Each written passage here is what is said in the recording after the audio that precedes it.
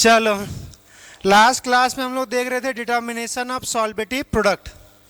सॉल्बिलिटी या सॉल्बिलिटी प्रोडक्ट हमारे पास निकालना सीखेंगे से हमनस इक्वेशन से। वो कैसे देखेंगे वो समझना। हमने बोला था एक हमारे पास एक सेल दिया रहेगा। अब सेल ऐसा दिया रहेगा जिसमें हमारे पास क्या होगा कि उसमें इनसॉल्युबल सॉल्ट होगा, स्प्रैंगली सॉल्युबल सॉल्ट होगा। तो जैसे एक हम जनरल एग्जांपल ले लेते हैं। जैसे एक हमारे पास मानते हैं कि एक सेल है जिसमें हमारे पास हो गया Mg क्या ले रहे हैं, मतलब मेटल क्लोराइड हम लोग कंसिडर कर रहे हैं। मेटल क्लोराइड हमारे पास इनसॉल्युबल सॉल्ट कंसिडर कर रहे हैं। मेटल क्लोराइड क्या होगा, हमारे पास सॉल्ट है जो इनसॉल्युबल होगा। इससे हमारे पास बनेगा मेटल, वो भी सॉलिड, और होगा Cl-। अब फिर आ जाएगा हमारे पास सॉल्ट ब्रिज, और ये आ जाएगा Mn+ से हमारे पास M सॉलिड। चलो, ये हमारे पास एक सेल दे दिया हुआ है। इस सेल दिया हुआ, अब इस सेल में हमारे पास रिएक्शंस लिखेंगे। चलो, तो सबसे पहले सेल रिएक्शंस लिखेंगे। सेल रिएक्शंस लिखेंगे तो हमारे पास कुछ रिएक्शंस एनोड पे होगा, कुछ ही रिएक्शंस कैथोड पे होगा। एनोड पे जो रिएक्शंस होगा वो हमारे पास होगा रिडक्शन। कैथोड पे जो होगा वो, सॉरी उल्टा बोल रहे हैं, एनोड पे ऑक्सीडेशन, कैथोड पे हमारे पास रिडक्शन होगा। चलिए, तो अगर हम एनोड्स की बात करें तो एनोड में अगर ऑक्सीडेशन होगा हमारे पास, अच्छा नहीं उल्टा लिख दिए क्या, चलो कोई बात नहीं, जो हमने, अरे नहीं ठीक है, वो एनोड पे ऑक्सीडेशन होगा, कैथोड पे रिडक्शन होगा। रिप्रेजेंटेशन कुछ भी लिखे हो तो उससे क्या है, हमारे पास अगर ऑक्सीडेशन होगा तो ये क्या होगा, M हमारे पास सॉलिड प्लस Cl-, ये हमारे पास MnCl हमारे पास सॉलिड बनाएगा और एक इलेक्ट्रॉन लॉस करेगा। गौर से देखो, ये हमारे पास M ने माना कि एक इलेक्ट्रॉन लॉस किया होगा तो M+ में चेंज हुआ होगा, M+ और Cl- MCl। इधर हमारे पास एक नेगेटिव, इधर हमारे पास एक नेगेटिव, रिएक्शंस बैलेंस है। दूसरा देखो, हमारे पास कैथोड अगर है, कैथोड होगा तो कैथोड पे हमारे रिडक्शन का रिएक्शंस होगा। तो यहाँ पे हमारे पास था M पर प्लस, N+ नहीं ले लेते, यहाँ पे प्लस ही ले लेते हैं।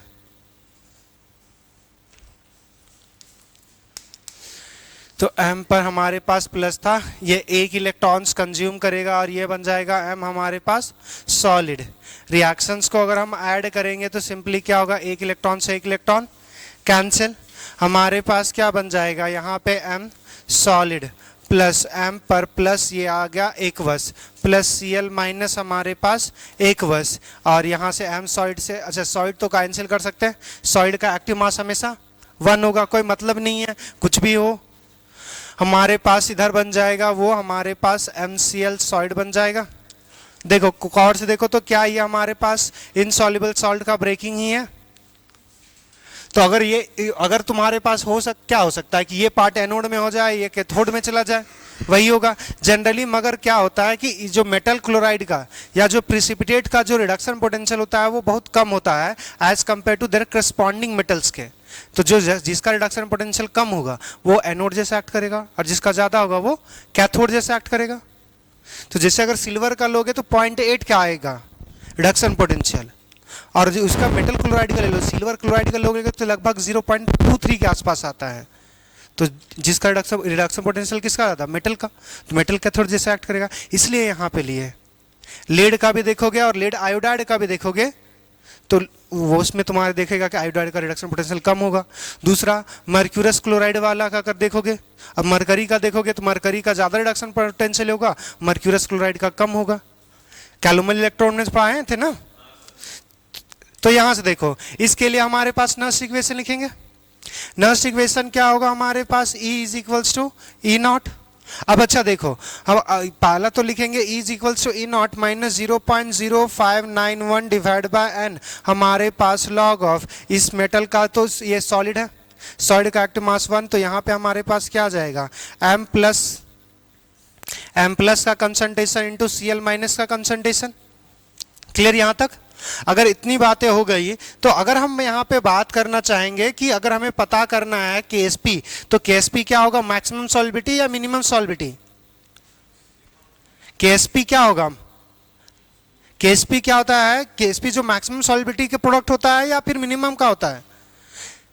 सॉल्युबिलिटी क्या है कि हमारे पास कोई भी इनसॉल्युबल सॉल्ट किसी पार्टिकुलर टेम्परेचर पे कितना ज़्यादा सॉल्युबल होगा, उसके कंसंट्रेशन का हमारे पास प्रोडक्ट होता है। अगर स्टोकोमेट्री में होगा तो उसके पावर में राइज कर जाएगा। तो सिंपली क्या होता है, आयनिक प्रोडक्ट है। आयनिक प्रोडक्ट और सॉल्युबिलिटी प्रोडक्ट एक ही है। आयनिक प्रोडक्ट किसी भी टाइम हो सकता है और सॉल्युबिलिटी प्रोडक्ट हमारे पास सिर्फ इक्विलिब्रियम पे होगा, और इक्विलिब्रियम पे ही मैक्सिमम सॉल्युबिलिटी अचीव किया जा सकता है। मगर अगर बात एक तो सुपर सैचुरेटेड की बात करते हैं, तो अब हीट करते हैं तो वो हमारे पास सॉल्युबिलिटी बढ़ जाता है, मगर वो तो टेम्पररी है। वहां पे भी Q आता है और K आता है, QSP और KSP। जैसे आप रिएक्शन कोएफिशिएंट में पढ़ते हो कि Q पढ़ते हो और इक्विलिब्रियम कांस्टेंट K पढ़ते हो, तो Q क्या था हमारे पास? किसी भी time relative concentration product bye reactant. उसी तरह हमारे पास QSP क्या होता है? किसी भी टाइम पे उसके आयन का कंसंट्रेशन का प्रोडक्ट। मगर जब इक्विलिब्रियम आ जाए, मतलब मैक्सिमम सॉल्युबिलिटी हो जाए, उस समय अगर प्रयोग कर देंगे तो ये K बन जाएगा। तो Q से K, SP रहेगा, सॉल्युबिलिटी प्रोडक्ट। तो यहां से देखो, अगर हमारे पास जो सॉल्युबिलिटी प्रोडक्ट बात करेंगे तो वो हमारे पास होगा इक्विलिब्रियम पे, और हम लोग बात कर चुके हैं इक्विलिब्रियम पे G का वैल्यू क्या होता है? 0। तो E का वैल्यू क्या आएगा? 0। लास्ट एप्लीकेशन में देखे थे इक्विलिब्रियम कांस्टेंट, तो ये हमारे पास क्या हो जाएगा? 0 हो जाएगा। और ये हमारे पास अब इनका जो प्रोडक्ट होगा वो अब कहलाया जाएगा KSP। तो एट इक्विलिब्रियम, इक्विलिब्रियम पे हमारे पास क्या हो जाएगा? E इज इक्वल्स टू 0 हो जाएगा हमारे पास। और यहाँ पे M प्लस का कंसंट्रेशन और Cl माइनस का कंसंट्रेशन क्या हो जाएगा? KSP। तो यहां से हमारे पास लिख सकते हैं 0 इज इक्वल्स टू हमारे पास E naught minus 0.0591 divide bye, मान के चलते हैं कि इसमें n ही इलेक्ट्रॉन्स ले लेते हैं, जनरलाइज ही कर देते हैं, n इलेक्ट्रॉन्स कर देते हैं। तो n हमारे पास इलेक्ट्रॉन्स होगा, ये हमारे पास क्या आ गया? log 1 बाय हमारे पास KSP। E नॉट इधर जाएगा नेगेटिव में, नेगेटिव क्या हो जाएगा? कैंसिल। तो हमारे पास लिख सकते हैं E not is equals to 0.0591 divide by n हमारे पास log 1 बाय KSP। अब ये KSP को अगर ऊपर करेंगे तो क्या हो जाएगा? टर्म्स नेगेटिव में।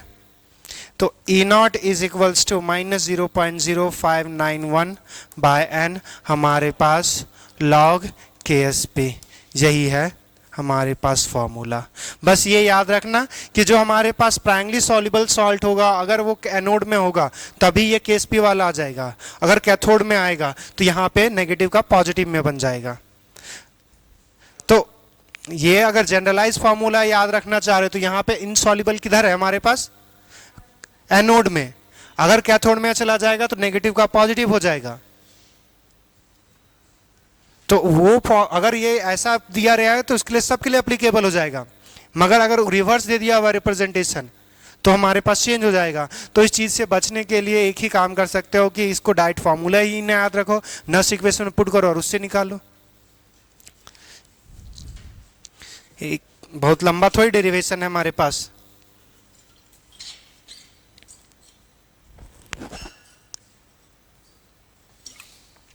नहीं लिख रहा बालक?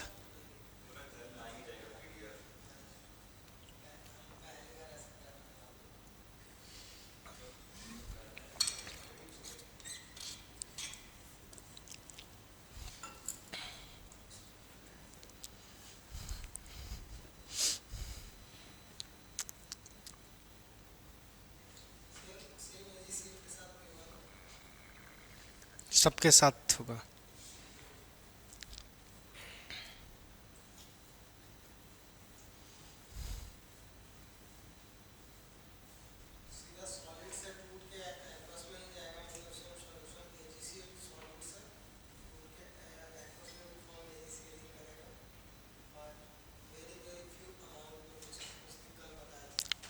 सॉल्युबिलिटी हुई होता ही है कि एज प्राइमरी सॉल्युबल है, मतलब उसका बहुत कम सॉल्युबिलिटी होगा,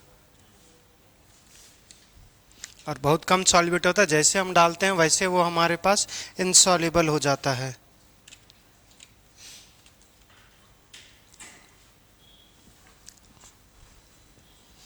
जैसे लास्ट क्लास में हमने एक एग्जांपल बोला था कि अगर अगर 4 चम्मच अगर नमक डिजॉल्व हो रहा है पानी में तो पांचवा नहीं होगा। अगर हमारे पास मान के चलो कि एक एक चीनी का ड्रॉप ही डिजॉल्व होगा, या एक चीनी का बस जो मान के चलो 0.1 मिलीग्राम हमारे पास अगर डिजॉल्व होगा, तो उससे जैसे थोड़ा सा डालोगे वह क्या हो जाएगा, इनसॉल्युबल। तो थोड़ा सा भी अमाउंट उसके लिए क्या है, इनसॉल्युबल हो जाएगा। तो वही हो जाता है इनसॉल्युबल सॉल्ट हमारे पास, कि सॉल्बिलिटी है मगर इसकी सॉल्बिलिटी क्या है, बहुत कम। तो इसीलिए बोलते हैं स्प्रैंगली सॉल्युबल सॉल्ट।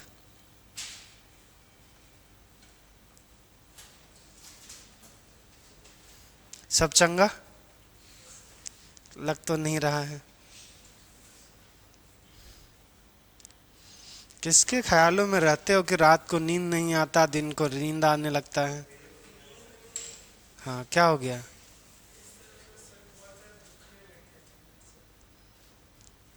सही में भरोसा करें?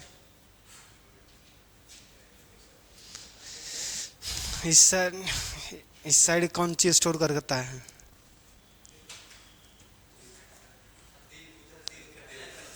हाँ। अरे बायोलॉजी पढ़ो बढ़िया से फिर रे। उसका भी इंटेंशन वो दिल वाला नहीं था, कुछ और वाला इंटेंशन था। अरे हो गया, काहे नहीं, जल्दी करो फिर। कोई मॉड्यूल आया है क्या, देना तो। जिसका जो डॉट होगा वो पूछ के जाना।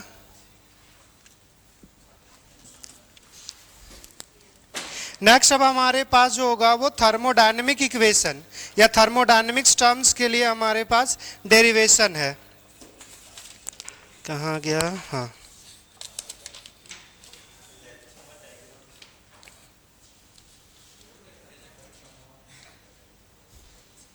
बढ़े आगे, क्वेश्चंस करेंगे कुछ देर बाद। पहले एक और कंप्लीट कर लेते हैं। ये रहा हमारे पास, ये सबसे लास्ट हमारे पास सबसे last application determination of thermodynamics terms. ये नीट वालों को नहीं पढ़ना होता, जेई वालों को पढ़ना होता है, तो ये थोड़ा सा देखेंगे।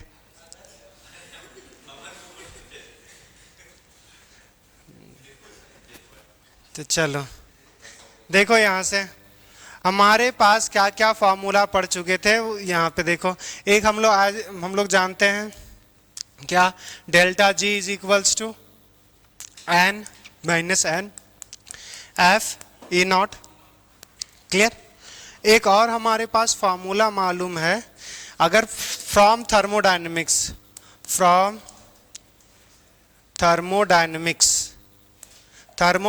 से हमें क्या पता है, एक हमने फॉर्मूला लिखा था, अगर ये याद हो कि गिब्स फ्री एनर्जी का हमने लिखा था, एक हमारे पास delta G is equal to delta H minus T delta S. अब उसको हमने कुछ चेंज किया था, याद करो कुछ ऐसा था, delta G is equals to V D P minus S D T कुछ लिखा था। कुछ याद आया? बस यहाँ पे अब ये भी तो हमारे पास डेल्टा में ही होगा, delta G is equals to, ये फॉर्मूला निकाल था। उसके बाद फिर पता किया था कि Gibbs free energy at constant pressure at constant temperature, ये हमने कुछ फॉर्मूला निकाला था गिब्स फ्री एनर्जी की कैलकुलेशन से। हमने बोला था कि इसी फॉर्मूले से हम लोग निकालेंगे, याद करो, ये डिराइव किया था। तो यहाँ पे अगर ना हो तो एक बार जाके देखना अपने कॉपी में। अब यहाँ से देखो, अगर हम बात करेंगे eight constant temperature, eight constant temperature, constant temperature पे हमारे पास क्या आएगा, सॉरी कांस्टेंट टेम्परेचर नहीं, constant volume, sorry constant volume, constant volume भी क्या लिखा है, क्या कांस्टेंट प्रेशर, जो लिखना है वो बात नहीं। बायोटिक जो रखेंगे हमारे पास कांस्टेंट प्रेशर पे ही जनरली हमारे पास रहता है। अगर कांस्टेंट प्रेशर पे होगा तो हमारे पास ये टर्म्स क्या हो जाएगा, जीरो, डीपी का वैल्यू जीरो, तो ये पूरा टर्म जीरो। तो हमारे पास ऐसा लिख सकते हैं, delta G is equals to minus S D T. Clear? अब यहाँ से देखो, क्या हमारे पास डेल्टा जी सॉरी इंट्रोपी बराबर है एस बराबर हमारे पास क्या आ जाएगा, डेल्टा जी बाय हमारे पास डेल्टा टी। क्लियर यहाँ तक? अब यहाँ से देखो, हमने यहाँ से ये जो जी होगा वो तो एब्सोल्यूट हमने बात किया था कि absolute entropy Gibbs free energy पता नहीं कर पाते, तो चेंज पता करते हैं, तो जहाँ भी पर देखोगे डेल्टा जी ही होगा। तो अगर हमारे पास यहाँ से S is equals to minus delta, ये हमारे पास डेल्टा जी बाय हमारे पास डेल्टा टी लिख दे, तो कोई प्रॉब्लम? डिफ्रेंशिएट करना है तो जी का तो हम लोग एब्सोल्यूट पता नहीं है, डेल्टा जी।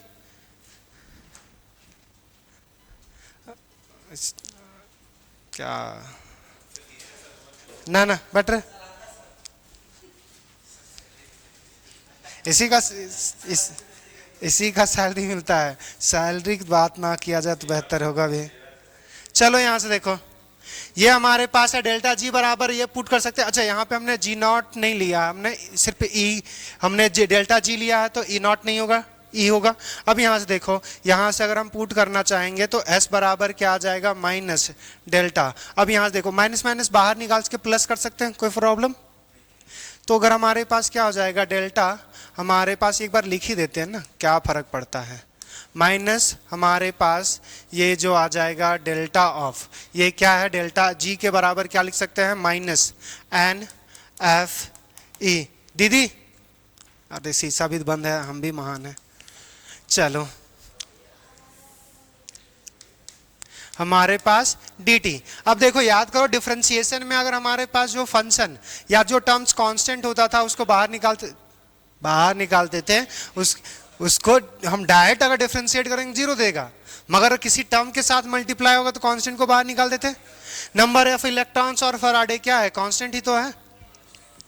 तो S बराबर हमारे पास क्या आ जाएगा, यहाँ से ऐसा लिख तो माइनस माइनस तो प्लस हो गया, हमारे पास N F D E by हमारे पास T लिख सकते हैं। अब देखो क्यों ऐसा किए वो समझना, अच्छा सॉरी सर, माइनस माइनस तो प्लस भी हो जाएगा। अब यहाँ से देखो, ये हमारे पास ये NF को ही बाहर रखें, E को क्यों नहीं रखें, क्योंकि हमारे पास जो पोटेंशियल है वो टेम्परेचर पे डिपेंड करता है। याद करो लिखवाए थे, नेचर, टेम्परेचर, कंसंट्रेशन, तो टेम्परेचर पे डिपेंड कर जाएगा, मतलब टेम्परेचर का फंक्शन है तो टेम्परेचर का फंक्शन है, तो ये हमारे पास क्या हो गया, ये इसके साथ इंटीग्रेशन यदि डिफरेंशिएशन में आ जाएगा, ये कांस्टेंट होगा। अब ये जो हमारे पास है ये हो गया इंट्रोपी का कैलकुलेशन, और यहां से हमारे पास बाकी बात सब तो टर्म्स पता है, delta E by delta T को बोलते हैं टेम्परेचर कॉफिशिएंट, टेम्परेचर कॉफिशिएंट। अब यहां से देखो, टेम्परेचर कॉफिशिएंट क्या होता है कि हमारे पास टेम्परेचर बढ़ाने या घटाने के साथ हमारे पास उसके वोल्टेज पे क्या इंपैक्ट पड़ेगा उसका हमारे पास है, और उसी को बोलते हैं टेम्परेचर कॉफिशिएंट। अब यहां से एक बार जेई में पूछ चुका था, जेई में पूछा, शायद जेई में पूछा है क्योंकि ये टर्म्स तो जेई में पढ़ना है, जेई में एक बार पूछ चुका PYQs में कि अगर हमारे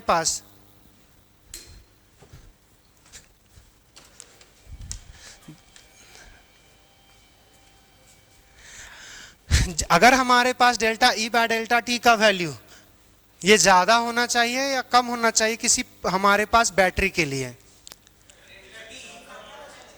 हाँ ज्यादा होना चाहिए कम होना चाहिए, कम क्यों होना चाहिए, बैटरी ब्लास्ट हो सकता है, और कम हो जाएगा तो बैटरी ब्लास्ट नहीं होगा।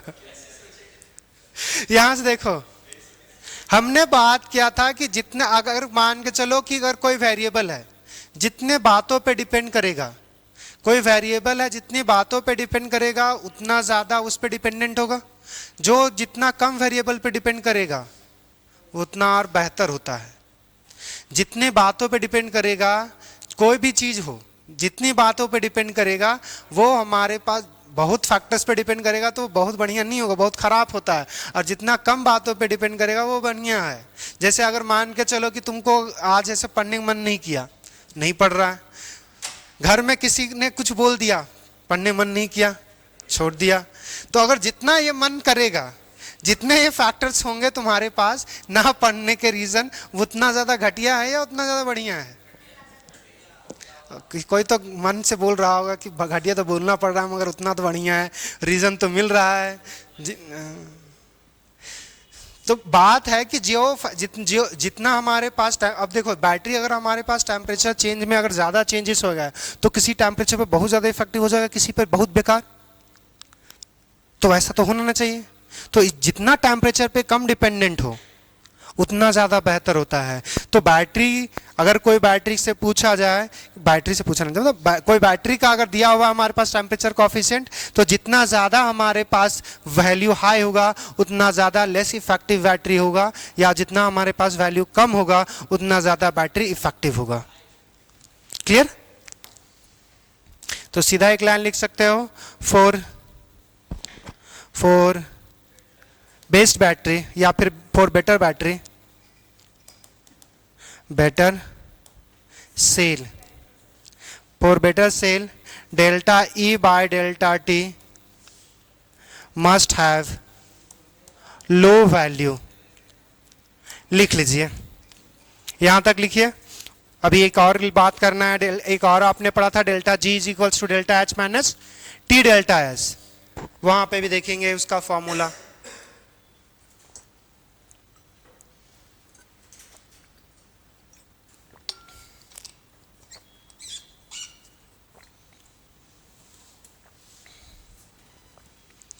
एक और काम कर सकते हो मगर कोई ज़रूरी नहीं है उतना हार्ड एंड फास्ट, क्योंकि इंट्रोपी चेंज भी हो सकता है और इंट्रोपी एब्सोल्यूट भी निकाल सकते हैं। चेंज सेकेंड लॉ से पता चल जाएगा, एब्सोल्यूट थर्ड लॉ से पता चल जाएगा। तो अगर तुम यहाँ पे डेल्टा जी ले लोगे तो डेल्टा एस भी कर सकते हो। ये जो डेल्टा जी है लिए ना यहाँ पे, जैसे यहाँ पे तो चेंज नहीं किया, यहाँ पे चेंज किया, तो यहाँ पे भी डेल्टा जी के जगह पे क्या लिख सकते हो, डेल्टा एस। चेंज की अगर बात करें तो यहाँ पे भी डेल्टा एस आ जाएगा अगर लिखना चाहोगे तो, वरना कोई ज़रूरी नहीं है। मगर मोस्टली अगर वो चेंज बता रहा है तो ये भी चेंज ही बताएगा। एब्सोल्यूट तो थर्ड लॉ से निकाल सकते हैं ना, तो अगर थर्ड लॉ से पुट कर देंगे एब्सोल्यूट तब फिर चेंज नहीं होगा, वो तो फिर एस हो जाएगा। मगर अगर चेंज की बात करेंगे तो फिर डेल्टा जी और डेल्टा एस दोनों चेंजेस आ जाएगा। लिख लीजिए।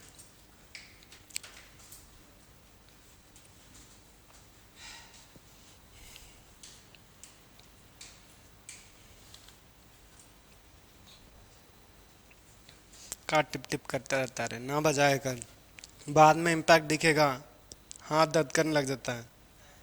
वो इंस्टेंट हैपनिंग है, क्या होता है, हैप्पीनेस है या जो भी है। तो इसमें क्या होता है ना, एयर ट्रैप हो जाता है ज्वाइंट के बीच, और बाद में वो ज्वाइंट्स कमज़ोर हो जाएगा या उसमें लुब्रिकेंट ख़त्म हो जाते हैं तो वो दर्द करने लगेगा, तो ज्वाइंट पेन स्टार्ट हो जाएगा। तो आदत अगर है तो थोड़ा सा मिनिमाइज जितना कर सकते हो उतना करो। कुछ भी ज्वाइंट को क्रैक करना उतना अच्छा नहीं होता। तो इसका मतलब ये नहीं कि हमेशा ऐसा कुछ कर भी नहीं करो।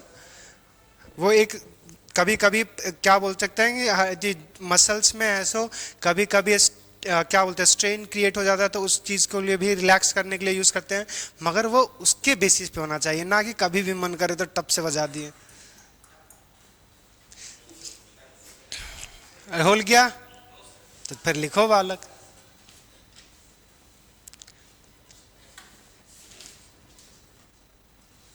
तू यहाँ पे रहता ही नहीं है, यहाँ रह, कुछ भी बोलते हैं तो तू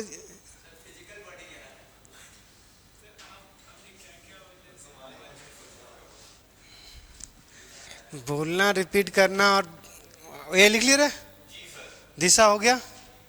चलो देखो नेक्स्ट हमारे पास क्वेश्चंस क्या है, नेक्स्ट क्या है, मतलब उसी चीज को बढ़ा रहे हैं। हमारे पास फॉर्मूला हमने पढ़ लिया कि delta S is equals to हमारे पास क्या आ जाएगा, N F D E by हमारे पास डी टी। आपने एक और फॉर्मूला पढ़ा है फ्रॉम थर्मोडायनेमिक्स से, थर्मोडायनेमिक्स आपने पढ़ा था delta G is equals to delta H minus T delta S. Clear? इसको हम ऐसा लिख सकते हैं, delta H is equals to हमारे पास delta G minus T delta S.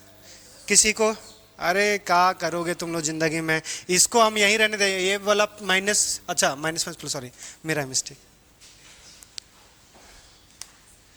चलो अब यहां से देखो, डेल्टा एच बराबर डेल्टा जी बराबर लिख सकते हैं हमारे पास minus N F E plus T हमारे पास डेल्टा एस बराबर अभी तक लोग कुछ देर में हम लोगों को पढ़े थे एन एफ हमारे पास डी ई बाय क्या बात समझ में आ गया। तो delta H is equals to क्या, अब यहां से देखो अगर कॉमन लेके लिखना चाहते हो माइनस एन और जी सॉरी एन एफ कॉमन आ सकता है, लेना चाहो तो ले सकते हो, नहीं लेना चाहते तो कोई मतलब नहीं, एक बार लिख देते हैं। हमारे पास एन एफ अगर कॉमन ले लोगे तो क्या बच जाएगा हमारे पास डेल्टा ई बाय हमारे पास डेल्टा टी माइनस हमारे पास ई, पॉजिटिव में ले रहे हैं। अच्छा टेम्परेचर यहाँ पे बच जाएगा हमारे पास, अच्छा इसमें था ना हमारे पास ई, यहाँ पे आ जाएगा टी, तो ये भी लिख सकते हो, वरना जो ऊपर लिखा हुआ बस उसी को रीअरेंज कर लो, वही हमारे पास फॉर्मूला हो जाएगा। तो इतना ही पढ़ना था, लिख लीजिए।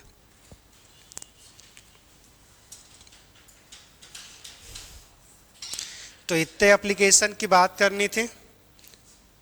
तो अगर टेम्परेचर कोएफिशिएंट दिया रहेगा तो एंथैल्पी निकाल सकते हो,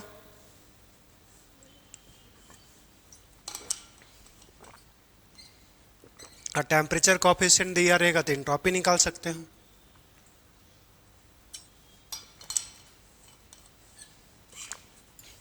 अगर स्टैंडर्ड कंडीशन में दिया रहेगा तो सब में नॉट लग जाएगा।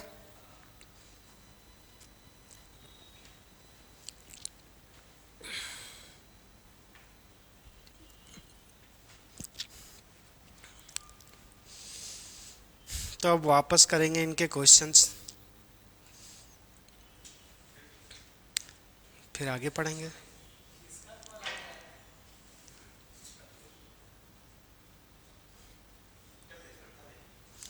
बाहर जाओ उठा लो।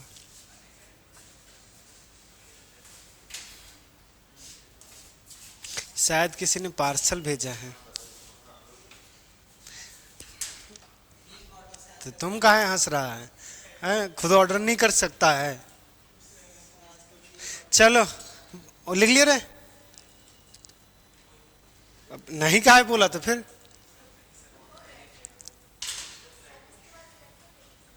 अरे क्वेश्चंस नहीं करेंगे, और नहीं करना चाहोगे तो हम जरूर बढ़ सकते हैं।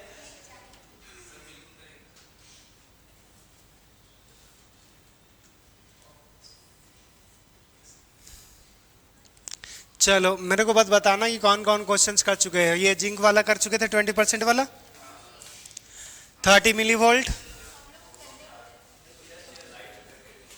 तो करने बोले थे, मतलब हो चुका है। तुम लोग नहीं किया तो तुम्हारी गलती है। अगर नहीं हुआ, तुमने नहीं पूछा तो तब भी ये तुम्हारी गलती है। हाँ तो गलती तुम्हारी है ना, हमने तो क्वेश्चंस ले दिया, अब तुमसे नहीं बना तो तुमसे पूछना चाहिए ना। अगर नहीं पूछे मतलब तुमसे हो चुका है। ये क्वेश्चंस कर लिए थे, ये बना दे, छोड़ो। देखो एक क्वेश्चंस बनाते हैं, calculate the electrode potential at pH 2। अब देखो यहाँ, अच्छा इसमें तो बता चुके हैं, इन सब का कंसंट्रेशन पता नहीं, इसमें बताएंगे नहीं बताया। यहाँ पे ये आयन है, इनका कंसंट्रेशन दिया हुआ है क्या? नहीं दिया हुआ तो क्या मानेंगे? 1 मोलर है वो। तो सीधा सिंपली आपको बस H प्लस का जो कंसंट्रेशन होगा वहां पे आपको पीएच का वैल्यू पुट करना है। तो पीएच मतलब क्या, H प्लस का कंसंट्रेशन कितना, 10 टू पावर -2। अरे पीएच 2 मतलब H प्लस का कंसंट्रेशन कितना, 10 टू पावर -2। तो ये नॉस इक्वेशन लिखोगे, इन जो आयंस का कंसंट्रेशन नहीं दिया हुआ 1 मानोगे, यहाँ पे हमारे पास सिर्फ H प्लस का कंसंट्रेशन की जगह पे 10 टू पावर -2 पुट करोगे, उसका पावर 14 आएगा, उसके बेसिस पे सॉल्व कर दोगे। क्लियर? ये तो एक बना ही दिए थे। ये जिंक वाला बनाए थे, जिंक वाला अगर जिसमें 20% डिसोसिएट हो रहा था वो वाला बना ही दिए, तो फिर इसमें तो कुछ नहीं बोल रहा, नॉर्मली दे दिया हुआ, तो बनाना है इसको आपको। चलिए नेक्स्ट हमारे पास था ये, किस पीएच पे हमारे पास था कि किस पीएच पे पूछा हुआ था कितना पोटेंशियल होगा, डायरेक्ट फार्मूला था। शायद ये बना दिए थे और बनाए थे यार, कैसे नहीं बताए हैं? हमारे पास क्या बताए थे, हमारे पास E इज इक्वल्स टू -0.0591, हमारे पास pH यही फॉर्मूला था। तो ये E नॉट की जगह पे क्या लिखोगे, -0.236 इज इक्वल्स टू 0.0591 pH आएगा। तो यहाँ पे हमारे पास क्या आएगा, नेगेटिव, नेगेटिव नेगेटिव क्या होगा, कैंसिल। यहाँ पे पुट करके पीडीएफ में देखोगे, तुमने वैसे यहाँ पे तक बता दिए थे, एक ही चीज को रिपीट करवाते हो तुम लोग। तो यहाँ से pH बराबर क्या आ जाएगा, अरे देखो तो एग्जैक्ट लेके भी आए थे, शर्म नहीं लगता तुम लोगों को। हाँ तो जब बना रहे थे तब से नहीं बोल रहा था, सब बता चुके हैं सर। व्हाट pH, अगर नहीं बोलेगा ना तो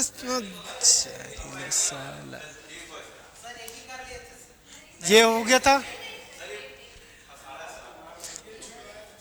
तो छुड़वाए थे नहीं थे, ये बोलते घर से बनाने के लिए, मगर हमको पता है कितने लोग बनाए थे, 0/सन्नाटा बनाए थे तुम, दिखा तो। हाँ ये वाला तो फिर कहोगे ना। चलो ये क्वेश्चंस बनाना तो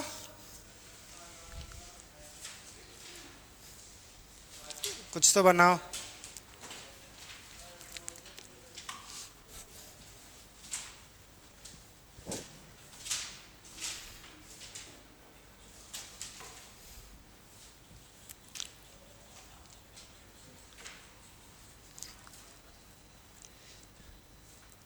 A hydrogen electrode drop from the pH, drop in a solution of pH 3, the potential of electrodes will be, कितना आसान दे दिया हुआ है ये, डाइट फार्मूला है रे, अभी कुछ देर पहले लिखे, pH is equals to -0.0591 into E is equals to 0 is E is equals to -0.0591 pH, pH कितना है 3 से मल्टीप्लाई ही तो करना है, और उसको बस जो लाओगे वो 10⁻⁻² में पुट करोगे। एक लाइन का इक्वेशन है, क्या रहता है, शर्म नहीं लगता तुम लोगों को इतना टाइम लेने में भी। अरे जेई का एग्जाम देने वाले हो, हमारे पास E is equals to -0.0591 into हमारे पास pH था -0.0591, pH का वैल्यू 3 दिया हुआ है, मल्टीप्लाई करोगे 3 9 या 27, 7 हाथ में हाथ 2, 3 × 5 = 15, 2 17 आ जाएगा 0 पॉइंट। अब यहाँ से देखो 10⁻⁻² में पूछा हुआ है 0 पॉइंट, अच्छा यहाँ पे 2 पूछा हुआ है, तो ये 17.73 इंटू 10⁻⁻² वोल्ट आ जाएगा। देखो नेगेटिव है तो नेगेटिव ही तो नेगेटिव कैरी ऑन रहेगा। अब देखो राउंड ऑफ कर सकते हो, -18 आता, 18 इंटू -10⁻², आंसर जो आएगा वो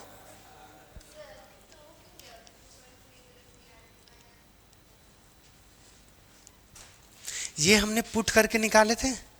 किसको पुट किए थे, 2.303 हमारे पास RT/F, ये वैल्यू पुट किए तब 0.0 हमारे पास 591/N, यहाँ पे N था। फॉर्मूला हम लोग ने बनाया था वो पुट करके, तो वही लिखा हुआ है कि इतना बराबर ये होता है। हम इससे पहले वाले क्वेश्चंस में दिया हुआ था इतना, अच्छा इसमें 0.6 कंसिडर, यहाँ पे 0.6 कंसिडर करने बोला है, 0.0591 को किसको आ जाएगा। अरे हर क्वेश्चंस में नहीं देगा ऐसा। चलो यहां से देखो,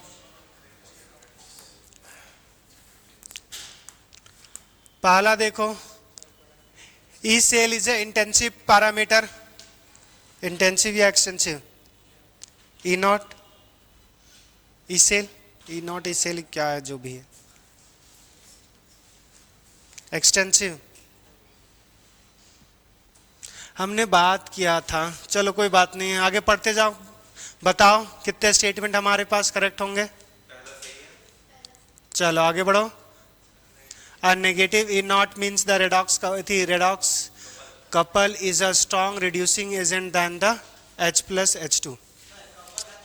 यहां देखो E naught क्या नेगेटिव दिया हुआ है, E naught हमारे पास क्या दिया हुआ है, नेगेटिव। नेगेटिव मतलब हमारे पास नॉन फिजिबल, नॉन फिजिबल, और नॉन फिजिबल कब होगा। अब यहां से देखो हमारे पास standard reduction E naught is equals to standard reduction potential of cathode minus standard reduction potential of anode लिखते हो।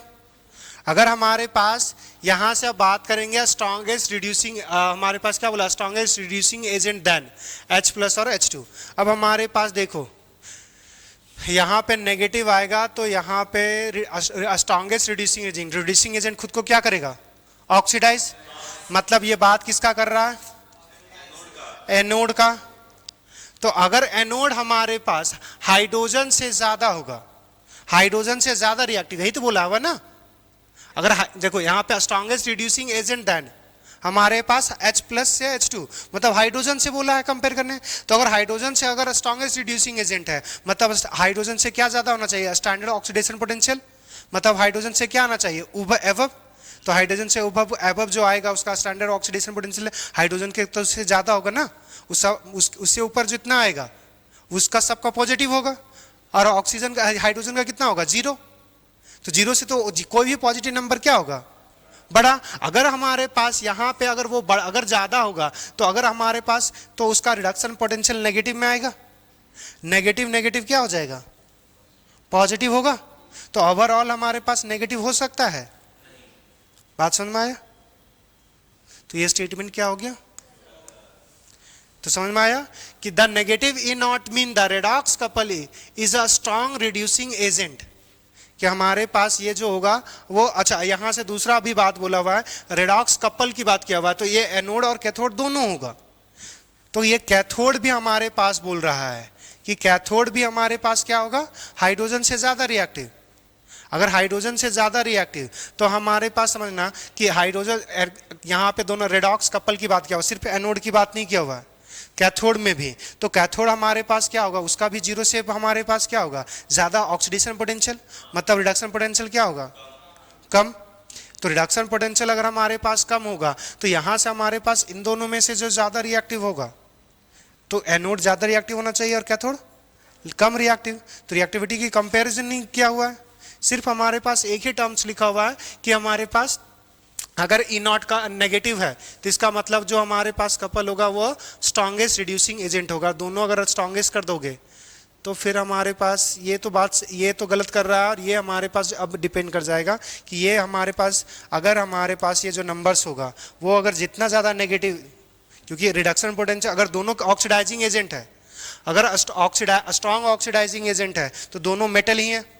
स्ट्रॉन्ग ऑक्सीडाइजिंग करने का मतलब क्या है कि अगर अच्छा रिड्यूसिंग एजेंट बार बार ऑक्सीडाइज करे, खुद दूसरे को रिड्यूस करेगा, खुद को ऑक्सीडाइज करेगा, तो अपने आप को जितना ज्यादा ऑक्सीडाइज करेगा, तो ऑक्सीडाइजिंग, अगर स्ट्रॉन्ग ऑक्सीडाइज हमारे पास रिड्यूसिंग एजेंट था, खुद को स्ट्रॉन्गली क्या करेगा, ऑक्सीडाइज। अगर स्ट्रॉन्गली ऑक्सीडाइज करेगा तो मेटल कर सकता है, उसके अलावा कोई नहीं करेगा।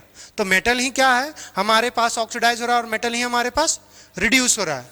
तो यहाँ पे भी हमारे पास स्ट्रॉन्ग, और यहाँ पे भी अगर स्ट्रॉन्ग लोगे तो इसमें हमारे पास फिर इसका वैल्यू क्या आ जाएगा, नेगेटिव। तो बस ये काम करना पड़ेगा कि ये हमारे पास ज्यादा है, मगर ये ओवरऑल तो कुछ वैसा कंक्लूजन निकाल नहीं रहा, तो इसलिए गलत कर सकते हैं। नेक्स्ट देखो, amount of electricity required for oxidation और reduction depend upon the stoichiometry of the electrode reactions.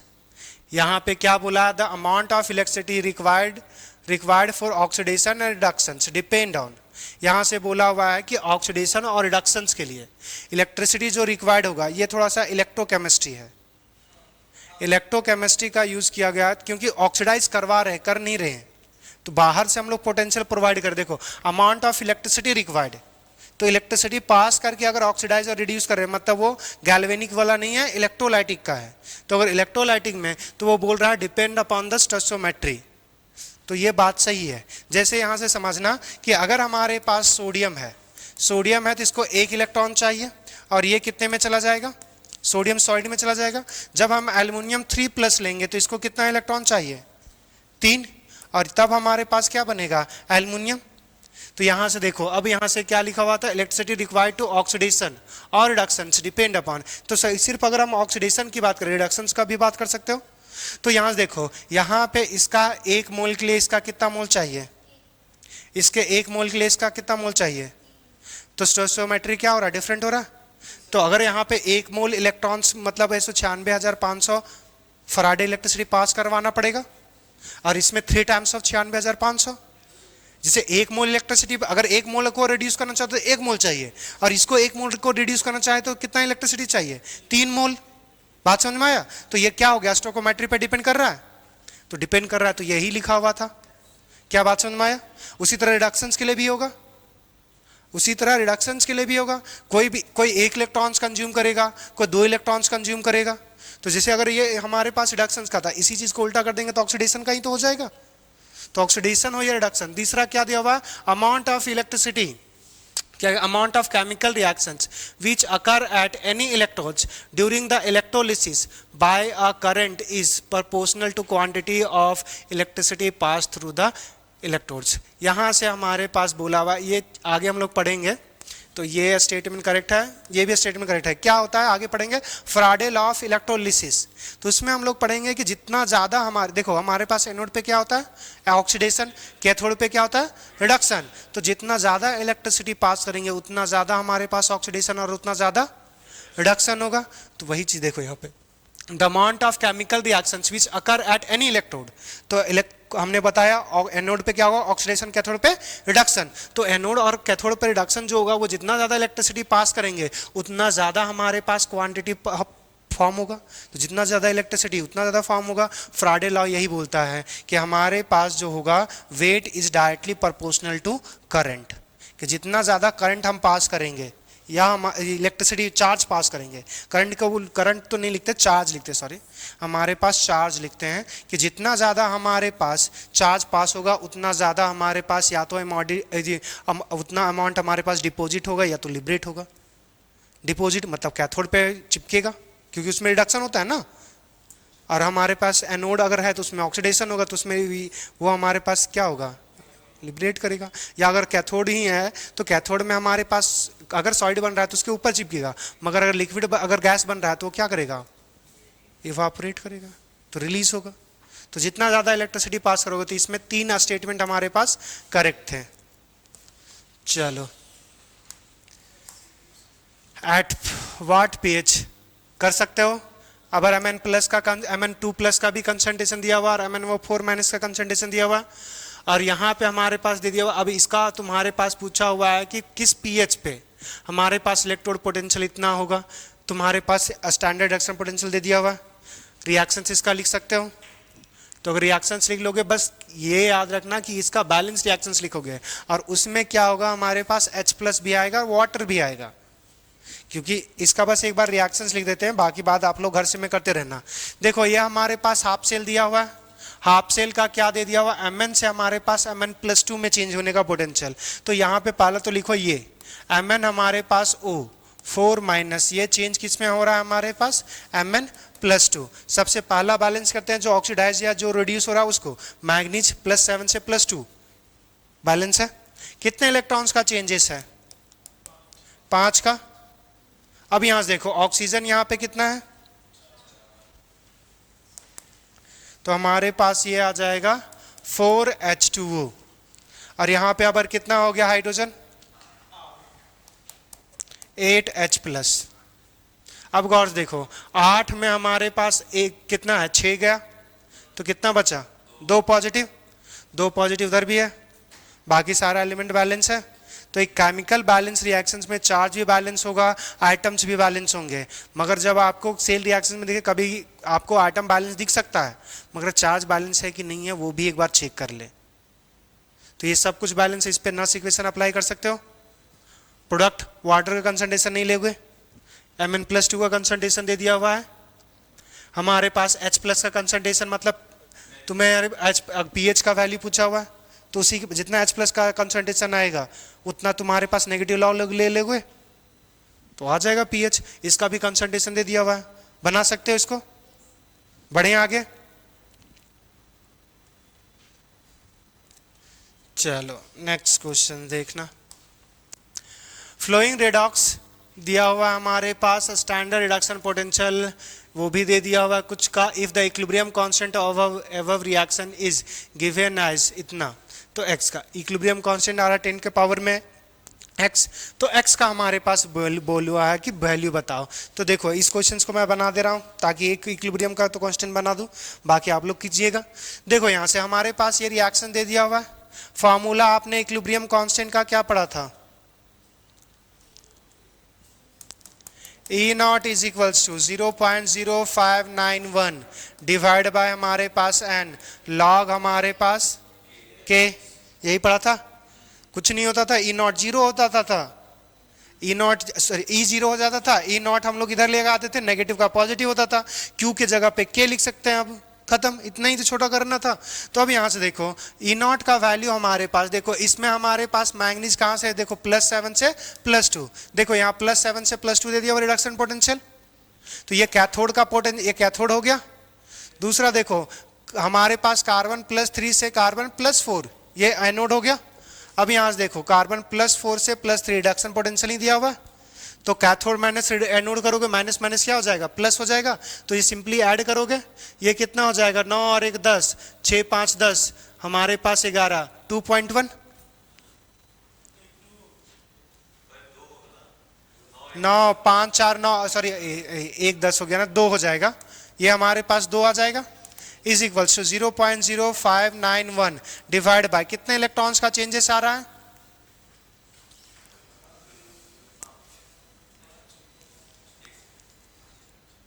कितने का चेंजेस आएगा?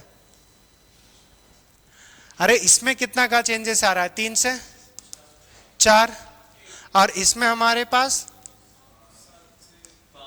5 का चेंजेस, इसमें 1 का चेंजेस। तो इसी इक्वेशन को क्या करोगे, 5 से मल्टीप्लाई कर दोगे तो बैलेंस हो जाएगा। तो इलेक्ट्रॉन्स में कितने हैं, 5। मगर अब यहाँ पे प्रॉब्लम क्या है कि हमें स्टोइकोमेट्री भी तो लिखना पड़ेगा, ये रिएक्शंस बैलेंस नहीं है, तो इक्विलिब्रियम कांस्टेंट के लिए करना पड़ेगा।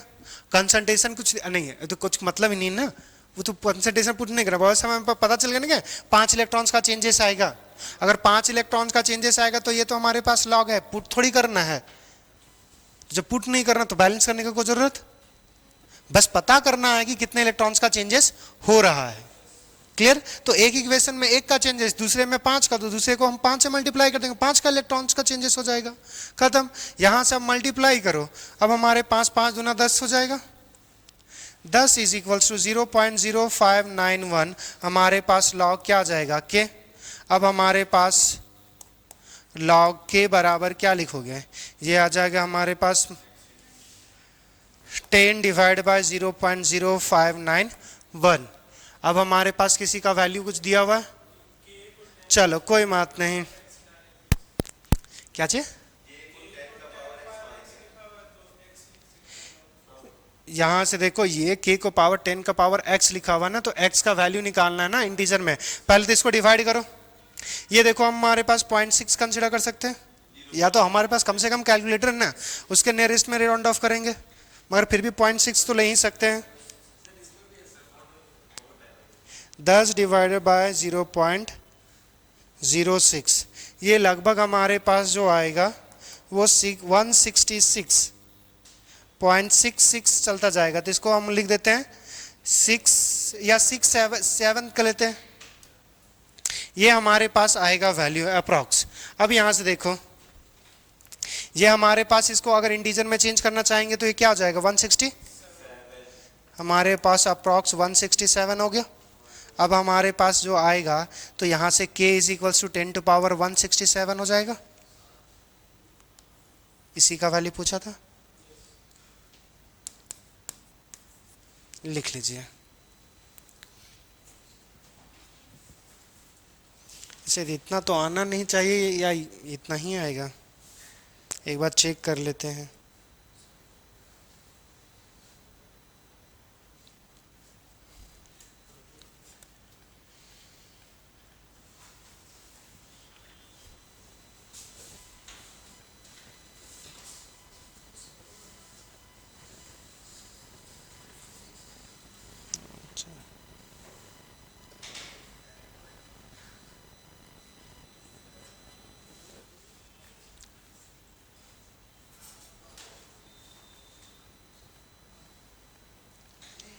ये आंसर लेकर आया 338। अच्छा एक मिनट, इसने जो किया है 5 के जगह पे 10 इलेक्ट्रॉन्स का चेंजेस लेकर आया है,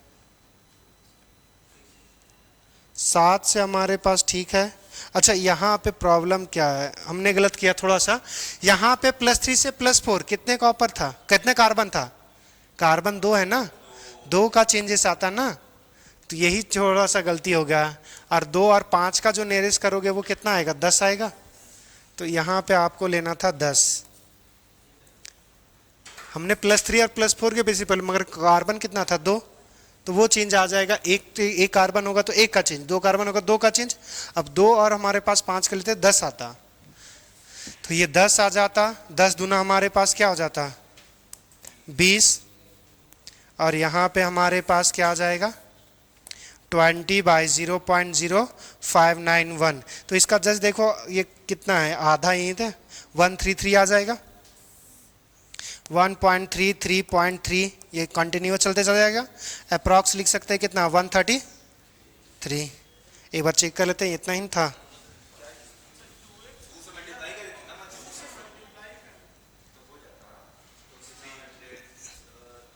एक बार एक कर लेते हैं ना, कितना था, 200, सॉरी 20 डिवाइड बाय 0.0591, 338, सॉरी ये हमारे पास 338.4 आएगा। अब इसको हम लोग मान सकते हैं अप्रॉक्स 338। तो ये हमारे पास क्या जाएगा, के बराबर 10⁻338, ये आंसर आएगा। लिख लीजिए। अगर ये भी लेकर आते तब भी हम एक बार चेक करते, क्योंकि 338 कुछ ज़्यादा हो जाता है। जनरली हम लोग जो लेकर आते हैं वो 10⁵ 6 4 3 यही होता है।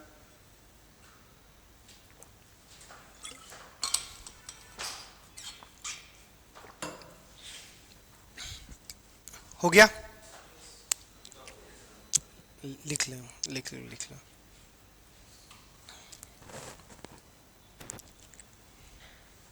आराम से दरअसल, इतना आराम से भी नहीं।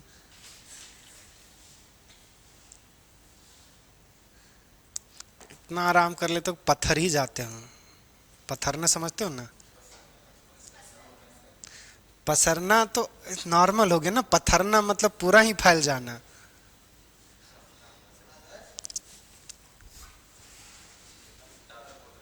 पसरने में भी है थोड़ा सा मर्यादा रहता है, पत्थरने में ऐसा कोई नहीं रहता। हो गया, चलो। अब हमारे पास ये रिएक्शन दे दिया हुआ है, तो क्या आप इसका सॉल्बिलिटी प्रोडक्ट या क्या पूछा होता है, सॉल्बिलिटी प्रोडक्ट एंड सॉल्बिलिटी निकाल सकते हो। सॉल्बिलिटी का स्पेलिंग गलत है, पहले से बताया तो देखना मत, वो एडिट करते समय कुछ हो गया होगा। यहाँ पे सॉल्बिलिटी लिखेंगे, वहाँ पे नहीं, LI गया है। तो हमारे पास इसका बना सकते हो। एनोड कैथोड नहीं दिया हुआ है, बनाइए फिर, इंतजार किसका है, बनाइए।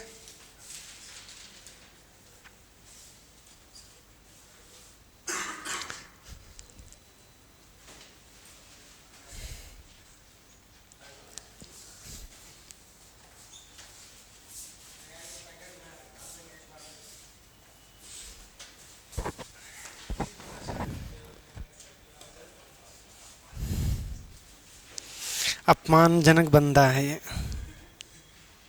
अश्लील।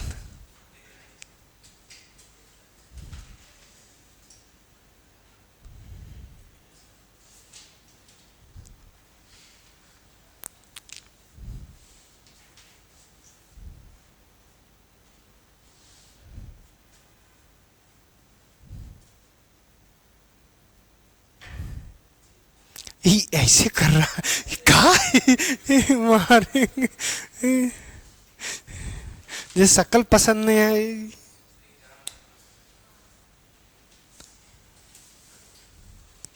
आंसर लगाओ यार, दोनों का रिडक्शन नहीं दिया हुआ है। अरे इलेक्ट्रॉन जो खा रहा है मतलब रिडक्शन हो गया ना, रिडक्शन दिया। तुमको पहले तो ये आइडेंटिफाई करना पड़ेगा कि रिडक्शन है या हमारे पास ऑक्सीडेशन है। कौन सा कैथोड में एक्ट करेगा, कौन एनोड में एक्ट करेगा, सबसे पहले तो यही पता होना चाहिए। तो सौदागर, कैथोड में कौन एक्ट करेगा, कैथोड में कौन एक्ट करेगा, ऊपर वाला। याद करो कुछ देर पहले हमने लिखा था कि मेटल जो इनसॉल्युबल सॉल्ट होगा वो हमेशा एनोड जैसा बिहेव करेगा और वो कैथोड वाला, जनरली यही होता है। तो देखो अगर हमारे पास AgCl वाला, अगर Ag वाला भी लिखते तो बताए थे 8, और अगर हमारे पास AgCl लेते तो वो उसका 0.23 आता है। तो यहाँ पे देखो, यहाँ पे इसका Ag है तो इसका 1.5 दिया हुआ है, तो उसके बेसिस पे दिया हुआ है। तो ये हमारे पास जो होगा वो कैथोड जैसा एक्ट करेगा, ऊपर वाला कैथोड और ये एनोड। दोनों का सॉल्युबिलिटी प्रोडक्ट अरे दोनों मिलके एक सेल बनाएगा, सिंगल का हो पॉसिबल कैसे कर देते हो दोनों, ये दोनों मिलके एक सेल बनाएगा। ये हमारे पास कैथोड और ये एनोड, ये बात समझ में आया? ये कैथोड जैसा क्यों काम किया? क्योंकि रिडक्शन पोटेंशियल जिसका ज्यादा होगा वो रिड्यूस करेगा और जिसका रिडक्शन पोटेंशियल कम होगा वो ऑक्सीडाइजिंग जैसा काम करेगा। तो अगर सेल बनाना है तो रिडक्शन पोटेंशियल किसका ज्यादा है? फर्स्ट वाले का। तो रिडक्शन ज्यादा है तो ये कैथोड और ये एनोड। तो यहां से फॉर्मूला जो आप पढ़े थे, क्या पढ़े थे? या तो फॉर्मूला लिखो या तो इसी के बेसिस पे फॉर्मूला बना लो। तो अगर हमारे पास इसी के बेसिस पे बनाएंगे तो कैथोड में क्या रिएक्शन हो रहा है? हमारे पास Ag प्लस 1 इलेक्ट्रॉन्स खा के Ag सॉलिड बन रहा है, और एनोड में क्या है? हमारे पास Ag प्लस I माइनस, ये हमारे पास फॉर्म कर रहा है। Ag प्लस नहीं होगा, ये Ag होगा सिर्फ, वरना ऑक्सीडाइज क्या होगा? हमारे पास Ag solid, Agi I minus, ये फॉर्म करेगा Agi प्लस 1 इलेक्ट्रॉन्स। अब देखो इन दोनों को ऐड करोगे, एक एक इलेक्ट्रॉन क्या होगा? कैंसिल। हमारे पास दूसरा देखो Ag सॉलिड और Ag सॉलिड कैंसिल, क्या बना हमारे पास? Ag प्लस और I minus is equals to Agi, ये क्या होगा? सॉलिड होगा। KSP वाले में यही इसी टाइप का इक्वेशन आया था, M प्लस Cl माइनस, ये बना रहा था MCl। तो यहां से अगर हम लिखेंगे, डायरेक्ट लिखें फॉर्मूला E0 माइनस 0.059, अच्छा माइनस में आ जाएगा हमारे पास 0.0591। कितने इलेक्ट्रॉन्स का चेंज? 1 का चेंज। अच्छा 1 आ जाएगा हमारे पास। लॉग KSP लिखोगे, अगर आप यहां से बनाना चाह रहे हो तो फिर पूरा पुट करो, in is equals to E0 minus 0.059 by is equal 0.0591 by 1, log आ जाएगा। ये सॉलिड है 1 आ जाएगा। इसका प्रोडक्ट को क्या लिखोगे? KSP लिख सकते हो, 1 बाय KSP, ऊपर आएगा तो पॉजिटिव में KSP हो जाएगा। और E0 को, E का वैल्यू क्या होगा? 0, इक्विलिब्रियम पे होता है। तो E0 अगर इधर आएगा तो फिर क्या हो जाएगा? फिर से नेगेटिव। तो यहां से E0 का वैल्यू देखो, हमारे पास E0 क्या हो जाएगा? Reduction potential of cathode minus anode. तो कैथोड का वैल्यू दे दिया हुआ है 0.80 वोल्ट, माइनस एनोड का जो होगा माइनस माइनस प्लस हो जाएगा, तो ये हो जाएगा 1.52 वोल्ट। जो 0 पॉइंट है 0.152 is equals to minus 0.0591 by 1, हमारे पास लॉग KSP। अब देखो यहां से ऐड करेंगे तो ये कितना दे देगा हमारे पास? 8 और 1 9, 0.952 इज इक्वल्स टू माइनस 0.0591। बार बार का इसको बटा अब लिखे, ये लॉग हमारे पास KSP आ जाएगा। तो यहां से हमारे पास लॉग KSP बराबर क्या आ जाएगा? माइनस 0.952 डिवाइड बाय हमारे पास 0.0591। देखो ये कितने स्पार्ट में कट रहा है? अप्रॉक्स 16.10 है, नेगेटिव और नेगेटिव रह जाएगा। अप्रॉक्स हमारे पास लिख सकते हैं -16 दे देगा। तो KSP बराबर क्या आ जाएगा? 10 टू पावर -16। क्लियर?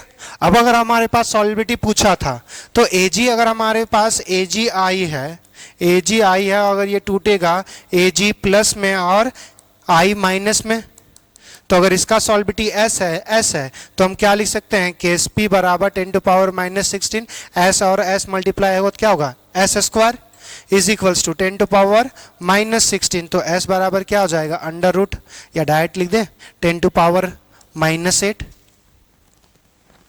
तो अगर सॉल्युबिलिटी प्रोडक्ट पता कर लिए तो सॉल्युबिलिटी निकाल सकते हो। क्लियर? कुछ प्रॉब्लम है? फिर से बताएं। लिखना चाहेंगे या आगे बढ़े?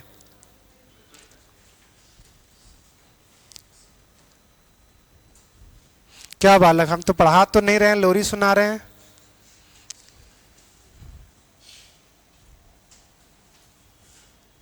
कैसा नींद आया?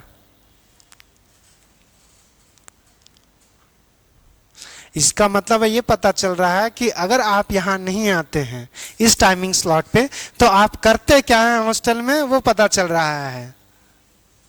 तो वो एक दिन का आदत तो छूटेगा नहीं। पढ़ाई थोड़ी रोज रोज करते हैं, सोते रोज रोज हैं, तो वो थोड़ी छूटने वाला है। चल ठीक है।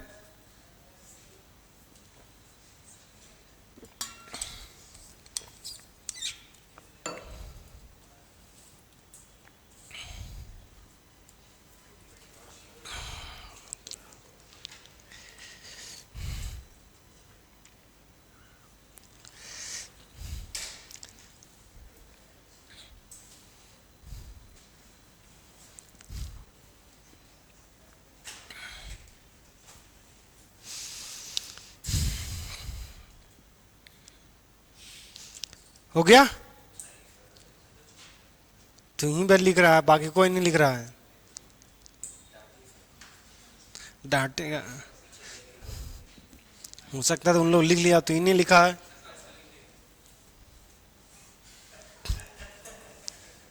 ए जल्दी कर दे, कैलकुलेशन मत लिखते रहना, बाकी करते रहो। इस क्वेश्चंस को बना सकते हो, घर पे बना सकते हो।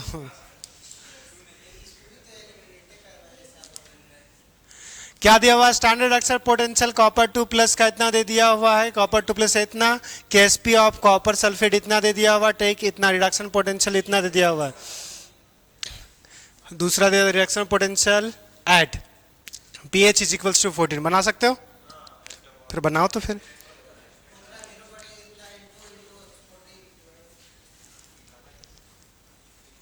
आपको पता करना है कि रिडक्शन पोटेंशियल क्या वैल्यू होगा जब H प्लस पीएच का वैल्यू कितना हो 14। ये कॉपर 2 प्लस से कॉपर जब जाता है उस समय कितना पोटेंशियल जनरेट होता है 0.34, मतलब स्टैंडर्ड दे दिया हुआ। अब यहां से तुमसे पूछा हुआ है केएसपी इसका इतना है, केएसपी दे दिया, क्या चीज केएसपी दे दिया हुआ है, तो यहां से हमारे पास ये डाटा निकल जाएगा। अब तुमसे पूछा हुआ है कि यहां से हमसे पूछा हुआ है रिडक्शन पोटेंशियल बताओ कि जब पीएच हमारे पास कितना हो 14, तो केएसपी डायरेक्ट फॉर्मूले में पुट करोगे तो कोई मतलब नहीं है, डायरेक्ट केएसपी का कोई लेना देना ही नहीं है, मतलब वो ना इक्वेशन निकालने में तो काम आएगा ही, मगर वो डायरेक्ट जो फॉर्मूला था ना E naught is equal to minus 0.059 divide by n log Ksp, उसका कोई काम नहीं है। उसमें चेंज करेंगे, उसमें ये पता करेंगे कॉपर का कितना कंसंट्रेशन है और हमारे पास OH माइनस का कंसंट्रेशन कितना है। छोटा सा मैं हिंट्स दे दूं या बना लग, जो लोग बना सकते हो बनाओ। यहां से देखो हमारे पास क्या है CaOH का हॉल 2, ये टूटेगा तो हमारे पास क्या बनेगा Cu2 प्लस और 2 times of OH minus. Clear? अगर हमारे पास इसका सॉल्बिलिटी अगर S है तो ये S होगा और ये कितना होगा 2S। क्लियर? अब इस सॉल्यूशन को कितना pH में डाल रहे हो 14, तो H प्लस हमारे पास H प्लस का कंसंट्रेशन और OH माइनस, या ऐसा बोल सकते हो pH इज इक्वल्स टू हमारे पास दे दिया हुआ है 14, तो POH बराबर क्या होगा ये 14 माइनस 14, अच्छा 14 माइनस 14 कर देंगे 0 आ जाएगा ना, 0 तो पुट ले नहीं सकते, ऐसी क्या है 0 ले नहीं सकते, मतलब ऐसा क्या है 0 किसका वैल्यू आएगा, किस log 10 का log हमारे पास log है, लॉग हमारे पास जब रहेगा 1 तो उसका वैल्यू कितना होता है 0, तो POH का मतलब अगर POH अगर हमारे पास 0 आ रहा है तो मतलब OH माइनस का कंसंट्रेशन कितना हुआ होगा, अरे 1। बात समझ में आया?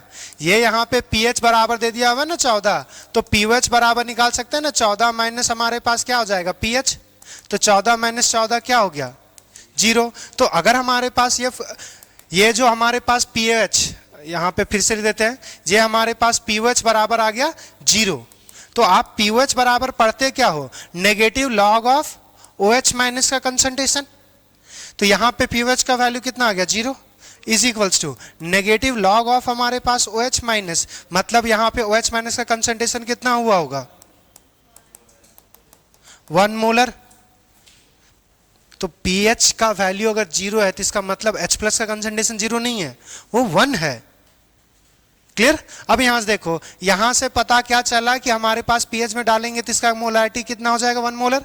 अब हमें पता है कि ये जो सॉल्बिलिटी होता है बहुत कम होता है, तो ये जो ओवरऑल वैल्यू है उसको हम लोग अप्रॉक्स क्या मानेंगे 1 मोलर। तो यहां से देखो कि एसपी बराबर जो लिखोगे वो क्या लिखोगे, concentration of copper 2 plus into concentration of क्या हो जाएगा OH माइनस का पावर 2।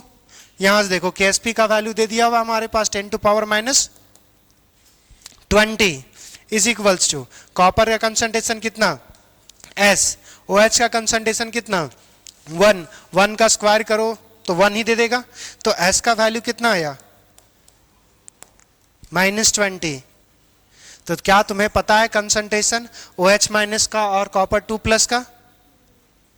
तो ये सॉल्बिलिटी वाला पुट नहीं करना था। अब अगर कंसंट्रेशन तुम्हें पता चल गया, ये S बराबर क्या आया, कॉपर तो हमारे पास 2 प्लस का कंसंट्रेशन, कॉपर 2 प्लस का कंसंट्रेशन 10 टू पावर माइनस 20 है। तो अब यहां से नर्स्ट इक्वेशन अप्लाई करोगे, और नर्स्ट इक्वेशन किसके लिए अप्लाई करोगे, कॉपर 2 प्लस ये 2 इलेक्ट्रॉन्स कंज्यूम करके क्या जा रहा है कॉपर में। तो यहां से फॉर्मूला क्या है, E इज इक्वल्स टू हमारे पास E naught minus 0.0591 divide by 2 log of, ये सॉलिड है और ये हमारे पास क्या है, तो Cu2 प्लस आ जाएगा। E नॉट का वैल्यू देखो 0.34 दे दिया हुआ है, 0.0591 डिवाइड बाय 2, ये ऊपर लेके जाओगे माइनस माइनस क्या हो जाएगा plus log 10 to power minus 20, minus 20 बाहर निकल जाएगा, माइनस 10 बचेगा, 0.034 प्लस हमारे पास 10 इंटू 0.0591 डिवाइड बाय हमारे पास 2। अरे ये 2 बचा है ना, 2 इलेक्ट्रॉन्स, तो वो 2 रहेगा ना। अच्छा सॉरी, अब log 10 का वैल्यू 1 हो जाएगा। अब इसको सॉल्व करोगे, ये क्या आएगा 2 बार 0 लिख दिए हैं भाई, 0.34 माइनस हमारे पास क्या आ जाएगा 0.591 आ जाएगा। अब देखो यहाँ पे पहले दिया हुआ -x में वैल्यू, मतलब पोटेंशियल नेगेटिव में ही आता, नेगेटिव में आ रहा है मतलब सही हम लोग कर रहे हैं। तब यहाँ से 10 1 में 1 गया तो 1 हमारे पास बच गया, 9 में 4 गया तो 5 हमारे पास, माइनस में इतना वोल्ट आएगा। देखो आंसर कितने में पूछा हो, -2 में, तो ये 10 टू पावर 2 मतलब 25 ही आएगा, 25.1 -25.1 हमारे पास 10 टू पावर -2 वोल्ट, तो अप्रॉक्स कितना आ जाएगा 25 मिली वोल्ट लिख दो सीधा, ना मिली में नहीं आ जाएगा, 10 टू पावर 3 होता तब ना मिली होता, 10 टू पावर -2 वोल्ट। तो आंसर कितना आता, तो क्या बात समझ में आया। तो अपने से बना सकते थे, अब बना सकते हो, लिखना चाहोगे या घर में।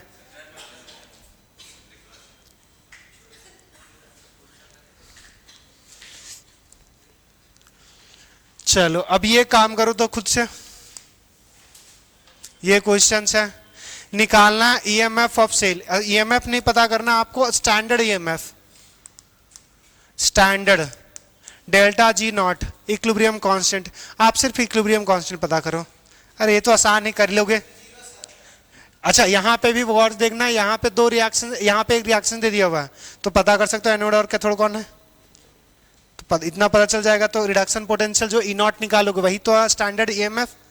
दूसरा delta G naught is equals to -NF E naught, कर लोगे। दूसरा इक्विलिब्रियम कांस्टेंट निकालने बोला है, तो E not is equals to -0.0591 log by, तो वहां पे n लॉग हमारे पास के कर लोगे तो कर लोगे, तो फिर बाद में बनाते रहना घर में बैठ के आराम से। ये खत्म कहाँ हुआ है, नया टॉपिक है। कंसंट्रेशन सेल, कंसंट्रेशन सेल क्या होता है वो समझना, कि जिससे हमने कैथोड बनाया उसी से एनोड बना देंगे। जैसे जिंक, अगर हमारे पास गैल्वेनिक सेल था तो जिंक क्या था एनोड पे, कॉपर क्या था कैथोड पे। तो अगर हम ऐसा सेल बनाए कि जो कैथोड में हमारे पास इलेक्ट्रोड डाले हैं और इलेक्ट्रोलाइट्स डाले हैं, वही हमारे पास एनोड में भी वही इलेक्ट्रोड्स है और वही हमारे पास इलेक्ट्रोलाइटिक सॉल्यूशन, तो क्या उस केस में बैटरी का ईएमएफ क्या होगा, जीरो, पॉजिटिव, नेगेटिव, क्या होगा?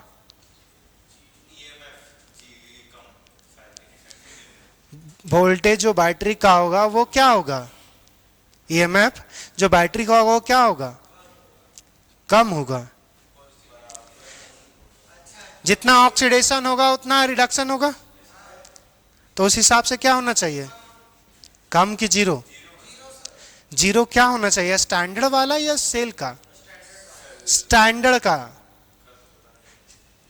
सेल का बोलने जा रहा था, जब स्टैंडर्ड बोल देते सेल का तो नहीं होना चाहिए, सेल ये थोड़ा ज्यादा हो जाता है। तो अगर हमारे पास देखो, अगर सेम रिएक्शन हो, जैसे जिंक हमारे पास ऑक्सीडाइज हो Zn2 प्लस में, तो हमारे पास 0.76 वोल्ट प्रोड्यूस करेगा, और जिंक अगर खुद रिड्यूस होगा स्टैंडर्ड कंडीशन में तो -0.76 वोल्ट हो जाएगा। ऐड करोगे तो क्या हो जाएगा, जीरो। तो ये स्टैंडर्ड ईएमएफ है। तो क्या बैटरी का ईएमएफ जनरेट किया जा सकता है? अगर हमारे पास सेल का अगर स्टैंडर्ड ईएमएफ जीरो है, तो क्या बैटरी का ईएमएफ जीरो हो सकता है? हो भी सकता, नहीं भी हो सकता है। क्यों? नाश इक्वेशन में पूरा फॉर्मूला क्या, वोल्टेज निकालने का?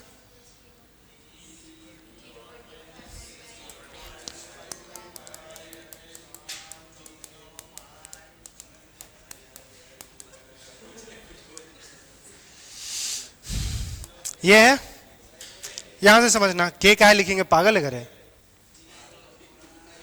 यहां से देखें, हमारे पास अगर जो ऑक्सीडेशन में है और वही रिडक्शंस में है, तो स्टैंडर्ड ईएमएफ क्या होगा, सेम। तो ई नॉट का वैल्यू क्या आया, जीरो। मगर ये टर्म्स का वैल्यू थोड़ी जीरो आ जाएगा।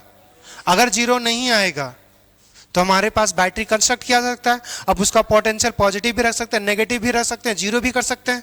जीरो कब हो जाएगा, जब उसका हमारे पास क्यू का वैल्यू 1 आ जाए।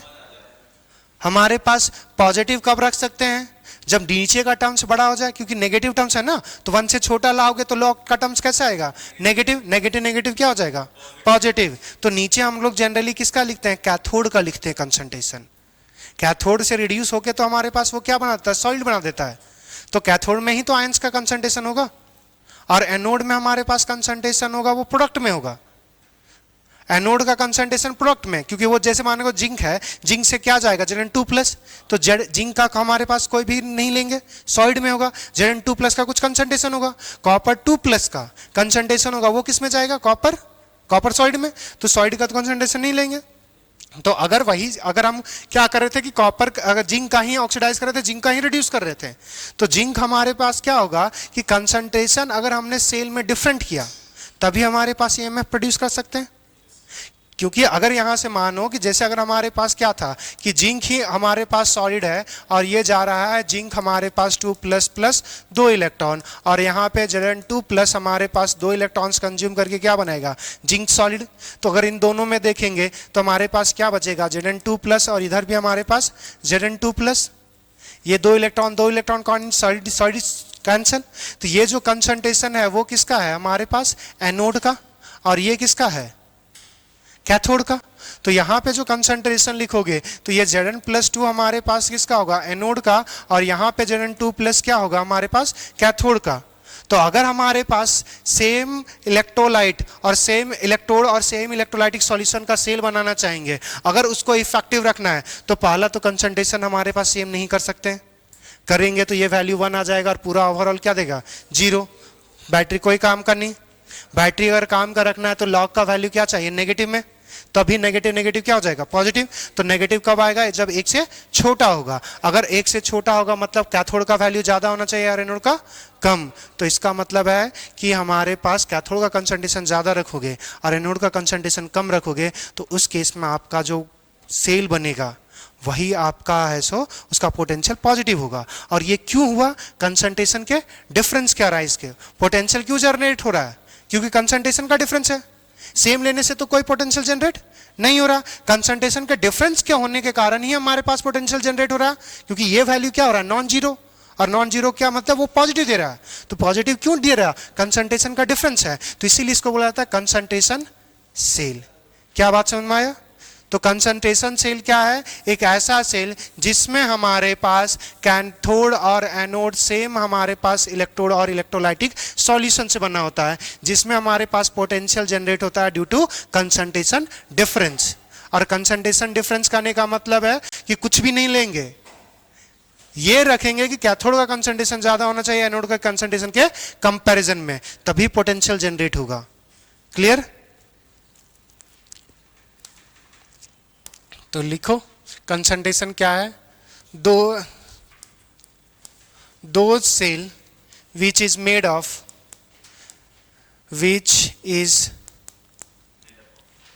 made of same electrolytic and electrodes in anodic half cell and cathodic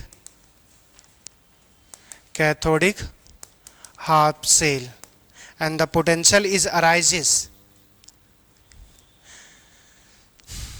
the potential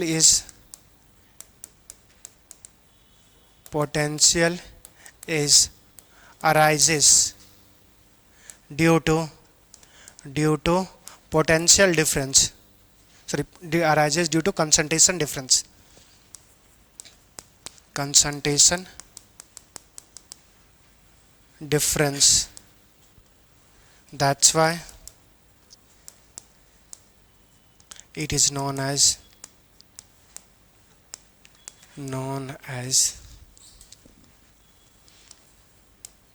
concentration cell. To construct concentration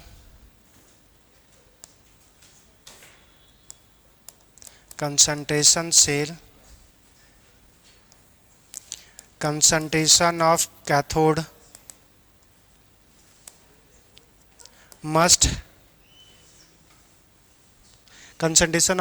must be higher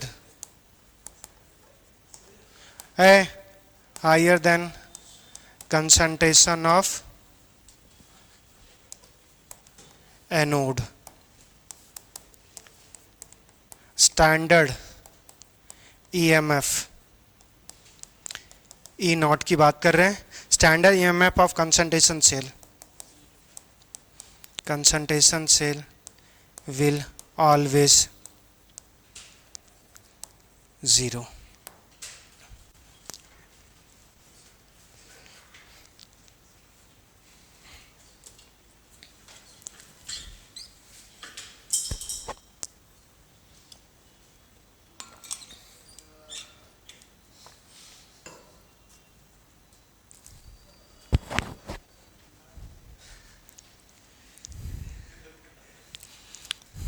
एक होता है हरामी, एक होता है महाहरामी।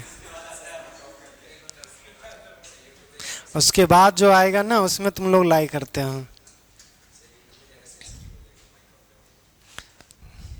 हरामी और महारामी अगर होने लगा तो फिर हम चाहेंगे हो ही जाए, खत्म हो जाए सब दुनिया धरती।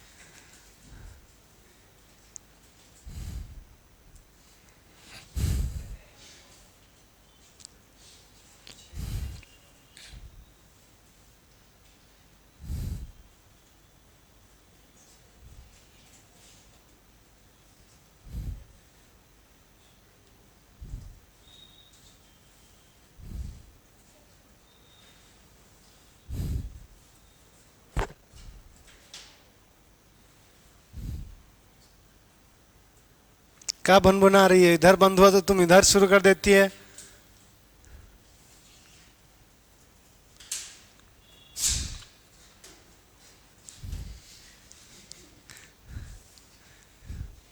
एक बार भुनभुनाने का चलता है, एक बार छींकने का चलेगा।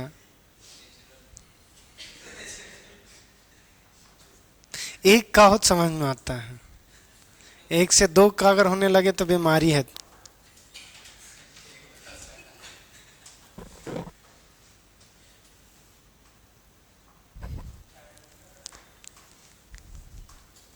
Standard EMF E naught of the cell will be always 0। हो गया?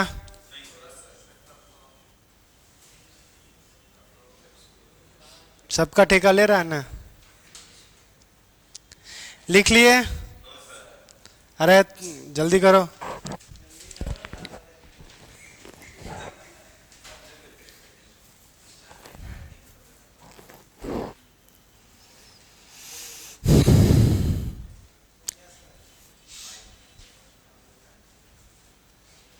चलो देखो, इसमें एक कंसंट्रेशन से लेते हैं, उसका एक एग्जांपल करते हैं। जैसे बोलो, हम लोग जिंक ले रहे थे, किसी का कोई पर्सनल डिजायर, तो उसी के बेसिस पे बनाएंगे या जनरल कर दें? है जनरल कर दें? तो बोलो कौन सा? क्या क्या बोला रे?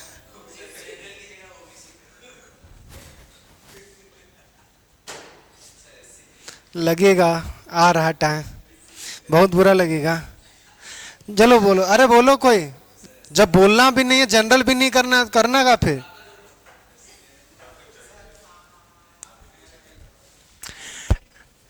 Mn प्लस है हमारे पास, ये हमारे पास M सॉलिड बना रहा है, ये हमारे पास क्या है? Mn प्लस है, ये हमारे पास एक्वस होगा, और ये हमारे पास एक्वस, ये हमारे पास M सॉलिड हो गया। अब जो मेटल्स लेना चाहोगे, जो आयंस लेना चाहोगे, पुट करते रहना, कोई फर्क नहीं पड़ेगा। सेम मेटल ही हमारे पास क्या होगा? ऑक्सीडाइज। सेम ही मेटल क्या होगा? रिड्यूस। बस हमारे पास इन दोनों में क्या है? कंसंट्रेशन डिफरेंस है, सेम कंसंट्रेशन नहीं होगा। अगर कर दोगे तो फिर पोटेंशियल जनरेट नहीं होगा, सारा टर्म ही जीरो जाएगा। क्या? ऑक्सीडेशन प्लस से जीरो, ऑक्सीडेशन, अच्छा रिडक्शन, कोई मतलब नहीं। हमने बोला था, एक बार याद करो तो, कि अगर कभी ऐसा लिखा रहे तो इस पार्ट में क्या होता है? एनोड। तो अगर कभी ऐसा दिखे तो वो आपको कंसीडर करना है कि हमारे पास उस पार्ट में ऑक्सीडेशन ही होगा, ऑक्सीडेशन के अलावा कुछ नहीं। मगर अच्छा उल्ट, हाँ ठीक तो है, अब ठीक है। अब हमारे पास देखो, एनोड में हमारे पास क्या रिएक्शंस होगा? M सॉलिड, ये हमारे पास M N plus plus N electrons loose करेगा। अगर हम कैथोड की बात करेंगे तो कैथोड में हमारे पास रिडक्शन होगा, रिडक्शन होगा, क्या होगा? M N plus plus N electrons करके ये कंज्यूम करके M सॉलिड, ये हमारे पास एक्वस और ये एक्वस डिवाइड बाय, ये सॉलिड सॉलिड का एक्टिव मास तो सेम होता है, तो कैंसिल कर सकते हैं, इलेक्ट्रॉन्स का नंबर सेम हो गया। तो ये हमारे पास M N प्लस एक्वस से ये किस में जा रहा है? M N plus aqueous. बस ये कंसंट्रेशन किसका? हमारे पास कैथोड का, और ये हमारे पास है एनोड का। चलिए, अब अगर नॉस इक्वेशन अप्लाई करेंगे तो क्या हो जाएगा हमारे पास?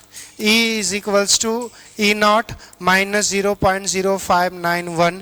अच्छा डायरेक्ट पुट कर, एक बार लिख लेते हैं। N हमारे पास log of M N plus का कंसंट्रेशन, इसको ये क्या था हमारे पास? एनोड डिवाइड बाय M हमारे पास N प्लस का कंसंट्रेशन, C कैथोड कंसिडर कर रहे हैं। क्लियर? अब हमारे पास पता है कि सेम का ही ऑक्सीडेशन अगर होगा और सेम का ही रिडक्शन होगा तो ये E नॉट का वैल्यू 0, तो E बराबर हमारे पास क्या आएगा? माइनस, या एक बार लिख ही देते हैं, 0 माइनस 0.0591 डिवाइड बाय N हमारे पास लॉग ऑफ। अब देखो ये नेगेटिव था, अच्छा एक बार लिख लेंगे उसके बाद चेंज करेंगे। M हमारे पास N प्लस, ये एनोड का कंसंट्रेशन, Mn प्लस का कंसंट्रेशन एट कैथोड। अब हमें चाहिए पॉजिटिव पोटेंशियल, पॉजिटिव चाहिए तो ये 1 से या तो छोटा डायरेक्ट वहाँ से कर कंक्लूजन निकाल सकते हो, या तो फिर ये पूरा फार्मूला को पॉजिटिव में चेंज कर लो, और पूरा फार्मूला पॉजिटिव करने के लिए ये क्या टर्म्स करना पड़ेगा, तो ये E इज इक्वल्स टू क्या आ जाएगा 0.0591 डिवाइड बाय n, हमारे पास log concentration of Mn plus divide by concentration of Mn plus, ये हमारे पास कैथोड का और ये एनोड का। तो यहां से एक पॉइंट लिख सकते हैं फॉर फिजिबल सेल, फिजिबल या स्पॉन्टेनियस सेल। हमारे पास फिजिबल या स्पॉन्टेनियस सेल के लिए क्या लिख सकते हैं, concentration of cathode must have higher value than concentration of anode. Clear?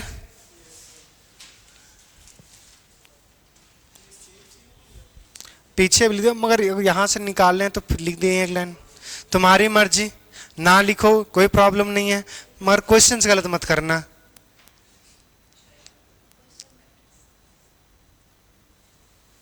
Questions matter, life matters, marks matter, rank matter,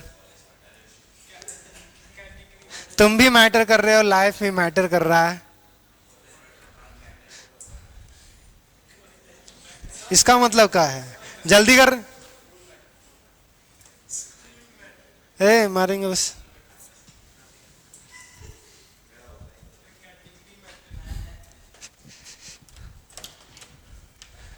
दीदी मैगी खा लिए थे, ज़्यादा नमक कंज्यूम कर लिए हैं तो उसकी वजह से पानी। चलो हो गया, बढ़े आप आगे।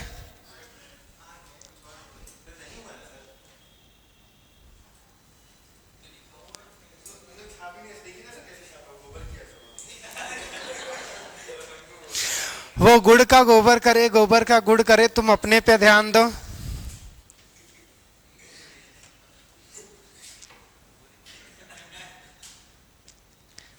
गुड़ के जगह कुछ और करने लगे थे क्या रे, पीछे कर रहा है। अब पीछे वालों का अब आजकल हुआ है, उनका गुड़ भी गोबर ही चल रहा है।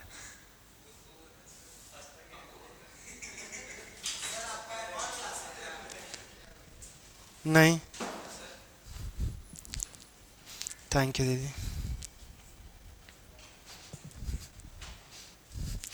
ये हमेशा होता है कि जब भी मैगी कंज्यूम करो उसमें सोडियम का कंटेंट बहुत ज़्यादा होता है।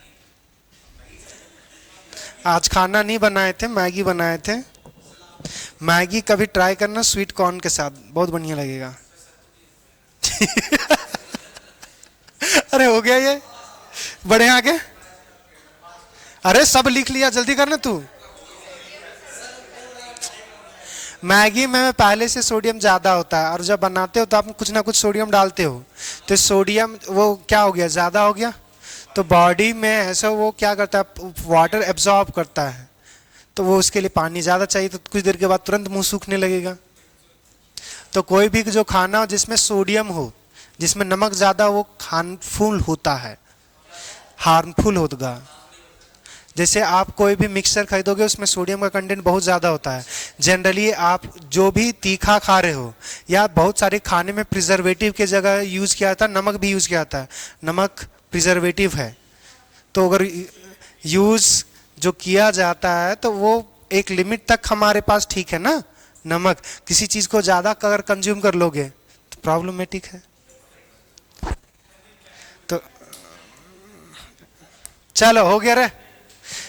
दूसरा देखो, कंसंट्रेशन सेल इन हाइड्रोजन, हमारे पास हाइड्रोजन सेल या हाइड्रोजन, हाँ हाइड्रोजन सेल, हाइड्रोजन इलेक्ट्रोड्स या हाइड्रोजन सेल बोल देंगे।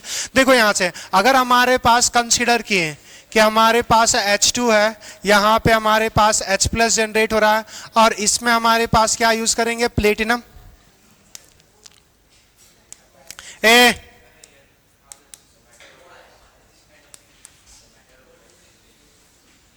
सब मैटर निकलवा देंगे पीछे से, समझा।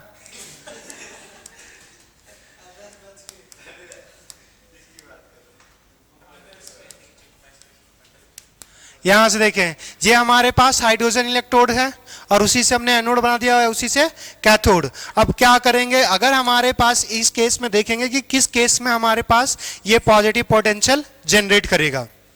तो एक तो कंसंट्रेशन वाला पहले से पता है कि कंसंट्रेशन किसका ज्यादा होना चाहिए, कैथोड का। मगर यहाँ पे क्या है, हाइड्रोजन गैस भी है, तो यहाँ पे हमारे पास प्रेशर भी होगा। तो ये प्रेशर हमारे पास एनोड का है और ये प्रेशर जो होगा वो कैथोड का है। ये हमारे पास कंसंट्रेशन जब मानेंगे तो उसको H प्लस का कंसंट्रेशन A लिख देंगे, H प्लस का कंसंट्रेशन C लिख देंगे, तो वो पहले से पता। अब प्रेशर वाले में भी देख लेंगे। तो अगर इस रिएक्शंस को, अगर ये सेल है तो इसका रिएक्शंस हमारे पास, अगर ये सेल है तो इसका रिएक्शंस क्या होगा हमारे पास, हाइड्रोजन ये हमारे पास चेंज होगा 2H प्लस प्लस 2 इलेक्ट्रॉन्स में, ये हमारे पास एनोड पे रिएक्शंस। दूसरा हमारे पास होगा कैथोड पे, जस्ट इसी का जस्ट उल्टा 2H प्लस हमारे पास 2 इलेक्ट्रॉन्स ये बनाएगा H2। 2 इलेक्ट्रॉन से 2 इलेक्ट्रॉन कैंसिल, ना तो प्रेशर आइडेंटिकल ले रहे हैं ना कंसंट्रेशन, तो हमारे पास ना H2 कैंसिल कर सकते हैं ना H प्लस। तो ये हमारे पास क्या आ जाएगा, H2 प्लस हमारे पास प्लस H2, ये चेंज होगा हमारे पास फिर 2H प्लस प्लस H2 में। बस यहाँ पे ये लिख लो कि 2H प्लस किसका है, ये कैथोड का, ये हमारे पास किसका है, एनोड का, ये हमारे पास एनोड का और ये कैथोड का। चलो अब इसके लिए नर्स इक्वेशन लिखेंगे तो E is equals to E naught तो जीरो, डायरेक्ट हमारे पास माइनस से स्टार्ट करें 0.0591 डिवाइड बाय हमारे पास log of concentration of product. तो यहाँ पे क्या है, प्रेशर ऑफ कैथोड लिख देंगे, pressure of hydrogen of cathode ऐसे लिख देते हैं, pressure of H2 at cathode, sorry. दूसरा हमारे पास क्या आ जाएगा, into concentration of H plus, stoichiometric 2 है तो 2, ये हमारे पास किसका, एनोड का, डिवाइड बाय हमारे पास ये हमारे पास क्या है, pressure of hydrogen at anode into concentration of H plus at cathode, इसका भी पावर क्या है 2। तो ये हमारे पास फॉर्मूला, अगर नेगेटिव को पॉजिटिव करना चाहोगे तो इसको जस्ट क्या करना पड़ेगा, तो E बराबर हम लोग लिख सकते हैं 0.0591 डिवाइड बाय 2 हमारे पास log pressure of hydrogen at anode divide by pressure of hydrogen at cathode into, दोनों में पावर 2 है तो कॉमन लिख सकते हैं concentration of H plus at cathode और concentration of H plus at anode का पावर हमारे पास 2। तो ये हमारे पास क्या हो गया, फॉर्मूला हो गया। अब यहां से दो केस कंसिडर करेंगे। एक केस तो कंसिडर करेंगे कि हमारे पास प्रेशर क्या है, आइडेंटिकल, और दूसरे में देखेंगे कि कंसंट्रेशन क्या होगा, आइडेंटिकल। क्योंकि अगर हमारे पास कंसंट्रेशन और प्रेशर को दोनों साथ में देखेंगे तो प्रोडक्ट पे डिपेंड कर जाएगा ना, तो उस केस में हमें अब एग्जैक्ट कंपैरिजन नहीं कर पाएंगे। तो कोई एक ना एक पैरामीटर को क्या रखना पड़ेगा, कांस्टेंट। तो पहला केस हमारे पास ये ले रहे हैं कि केस 1, पहला हमारे पास concentration of H plus at cathode is equals to concentration of H plus at anode. तो अगर कंसंट्रेशन बराबर होगा तो ये टर्म्स क्या हो जाएगा, 1 का स्क्वायर तो 1 ही हो जाएगा। तो डायरेक्ट हमारे पास क्या बचेगा, यहां से सब जीरो हो जाएगा। हमारे पास 0.0591 डिवाइड बाय हमारे पास 2 log of pressure of hydrogen at anode divide by pressure of hydrogen at, ये आ जाएगा। अब इस केस में अगर हमें पॉजिटिव ईएमएफ चाहिए तो कैथोड पर प्रेशर क्या होना चाहिए, ज्यादा, और एनोड पे कम। कंसंट्रेशन में कैथोड पे ज्यादा और एनोड पे कम, कंसंट्रेशन में कैथोड ज्यादा एनोड कम। मगर प्रेशर की बात करेंगे तो एनोड ज्यादा, कंसंट्रेशन कैथोड पे प्रेशर कम। तो 4 feasible cell, pressure of hydrogen at cathode must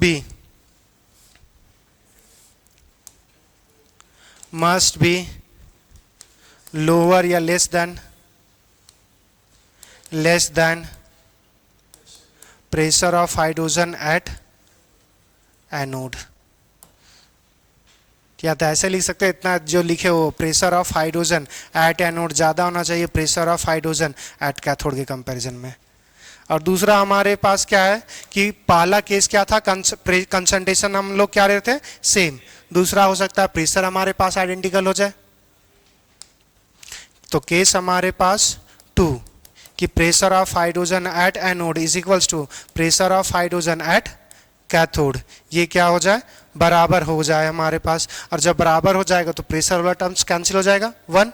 तो फिर से जो बात कर रहे थे कैथोड का कंसंट्रेशन ज़्यादा एनोड का कंसंट्रेशन कम, तो इस केस में डायरेक्ट लिख सकते हैं E इज इक्वल्स टू 0.0591 हमारे पास 2 log of concentration of H plus divided by concentration of H plus ये कैथोड बाय एनोड। इसका पावर कितना था 2। इसको और इसको सिंप्लीफाई कर सकते 2 निकालोगे 2 कैंसिल हो जाएगा। तो E बराबर क्या बच जाएगा 0.0591 log of concentration of H plus divided by concentration of H plus, ये कैथोड और ये एनोड। फॉर्मूला ये हो गया। तो यहाँ पे उतना लंबा लाइन नहीं लिखेंगे, बस यहाँ से ये लिख लो कि कंसंट्रेशन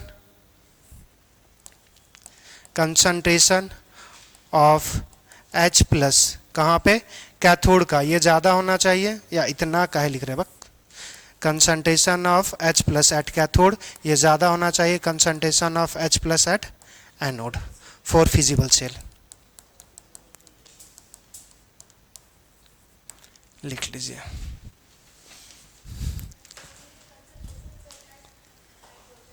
क्या हाँ लिख सकते concentration cell of hydrogen electrodes, नहीं हाइड्रोजन सेल लिखोगे, हाइड्रोजन सेल लिखो, हाइड्रोजन ही ऑक्सीडाइज और हाइड्रोजन रिड्यूस हो रहा है। तो कंसंट्रेशन सेल इन हाइड्रोजन।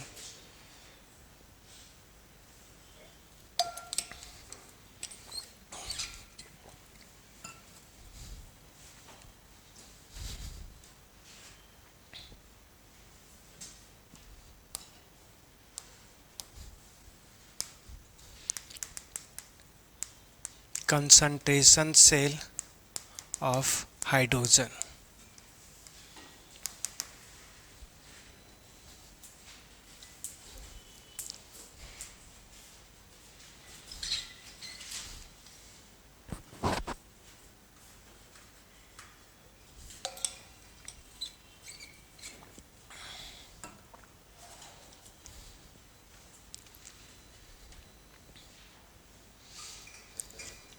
अब हमारे पास ये कंसंट्रेशन सेल के बाद हमारे पास सिर्फ 2 ही टॉपिक बचा हुआ है। एक हमारे पास इलेक्ट्रोलिसिस और दूसरा बैटरी तो वही कमर्शियल बैटरी। और एक और छोटा सा टॉपिक पढ़ना है कोरोजन। हाँ तो क्या बोले हम इलेक्ट्रोलिसिस, तुम क्या बोल रही है? दोनों एक ही चीज़ है। जिसमें इलेक्ट्रोलिसिस हो वही उसी कंटेनर या उसी डिवाइस को बोलेंगे इलेक्ट्रोलाइटिक सेल। हो गया? लिख ले थोड़ा सा।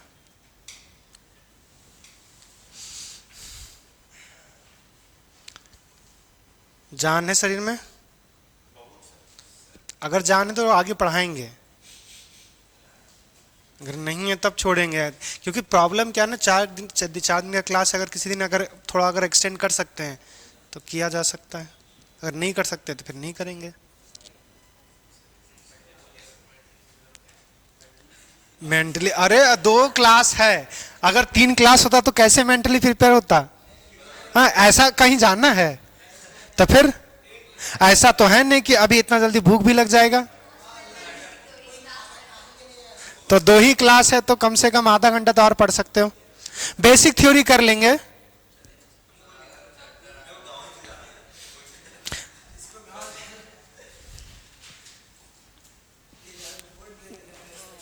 क्योंकि ये टॉपिक बड़ा जल्दी खत्म, पहले खत्म करना चाहिए था मेरे को, मगर वही है कि क्वेश्चंस के नंबर जो बढ़ा दिए तो उसके वजह से खींच रहा है। तो किसी दिन तो थोड़ा सा, अगर हम कहीं नहीं जाना तो कुछ देर तो थोड़ा सा पढ़ लो। इसके क्वेश्चंस नॉर्मली जो नर्स इक्वेशन लगाते हैं उसी जैसा ही है, सिर्फ कुछ नहीं करना है, तो इसका कोई एप्लीकेशन नहीं है, बस कंसंट्रेशन सिर्फ मालूम होना चाहिए था। क्लियर? अब आगे हम लोग पढ़ेंगे इलेक्ट्रोलिसिस या इलेक्ट्रोलाइटिक सेल। जल्दी लिखे।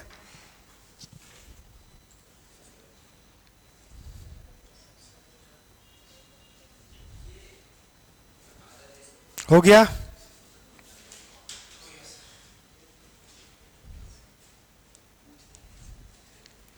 Export PDF.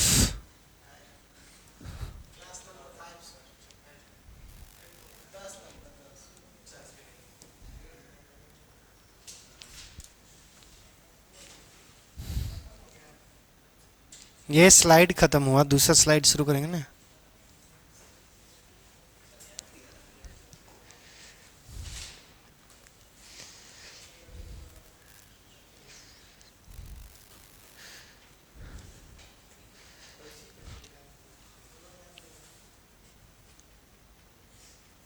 प्रकट हो यार।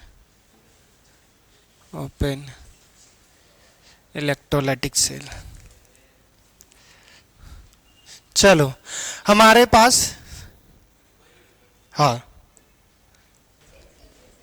अचल, तो ज्यादा का हो जाएगा। तुम लोग कौन जो बैठ के देखते, जो देखोगे आराम से देखोगे, तो जो देखता देखेगा उसको वो देखना है।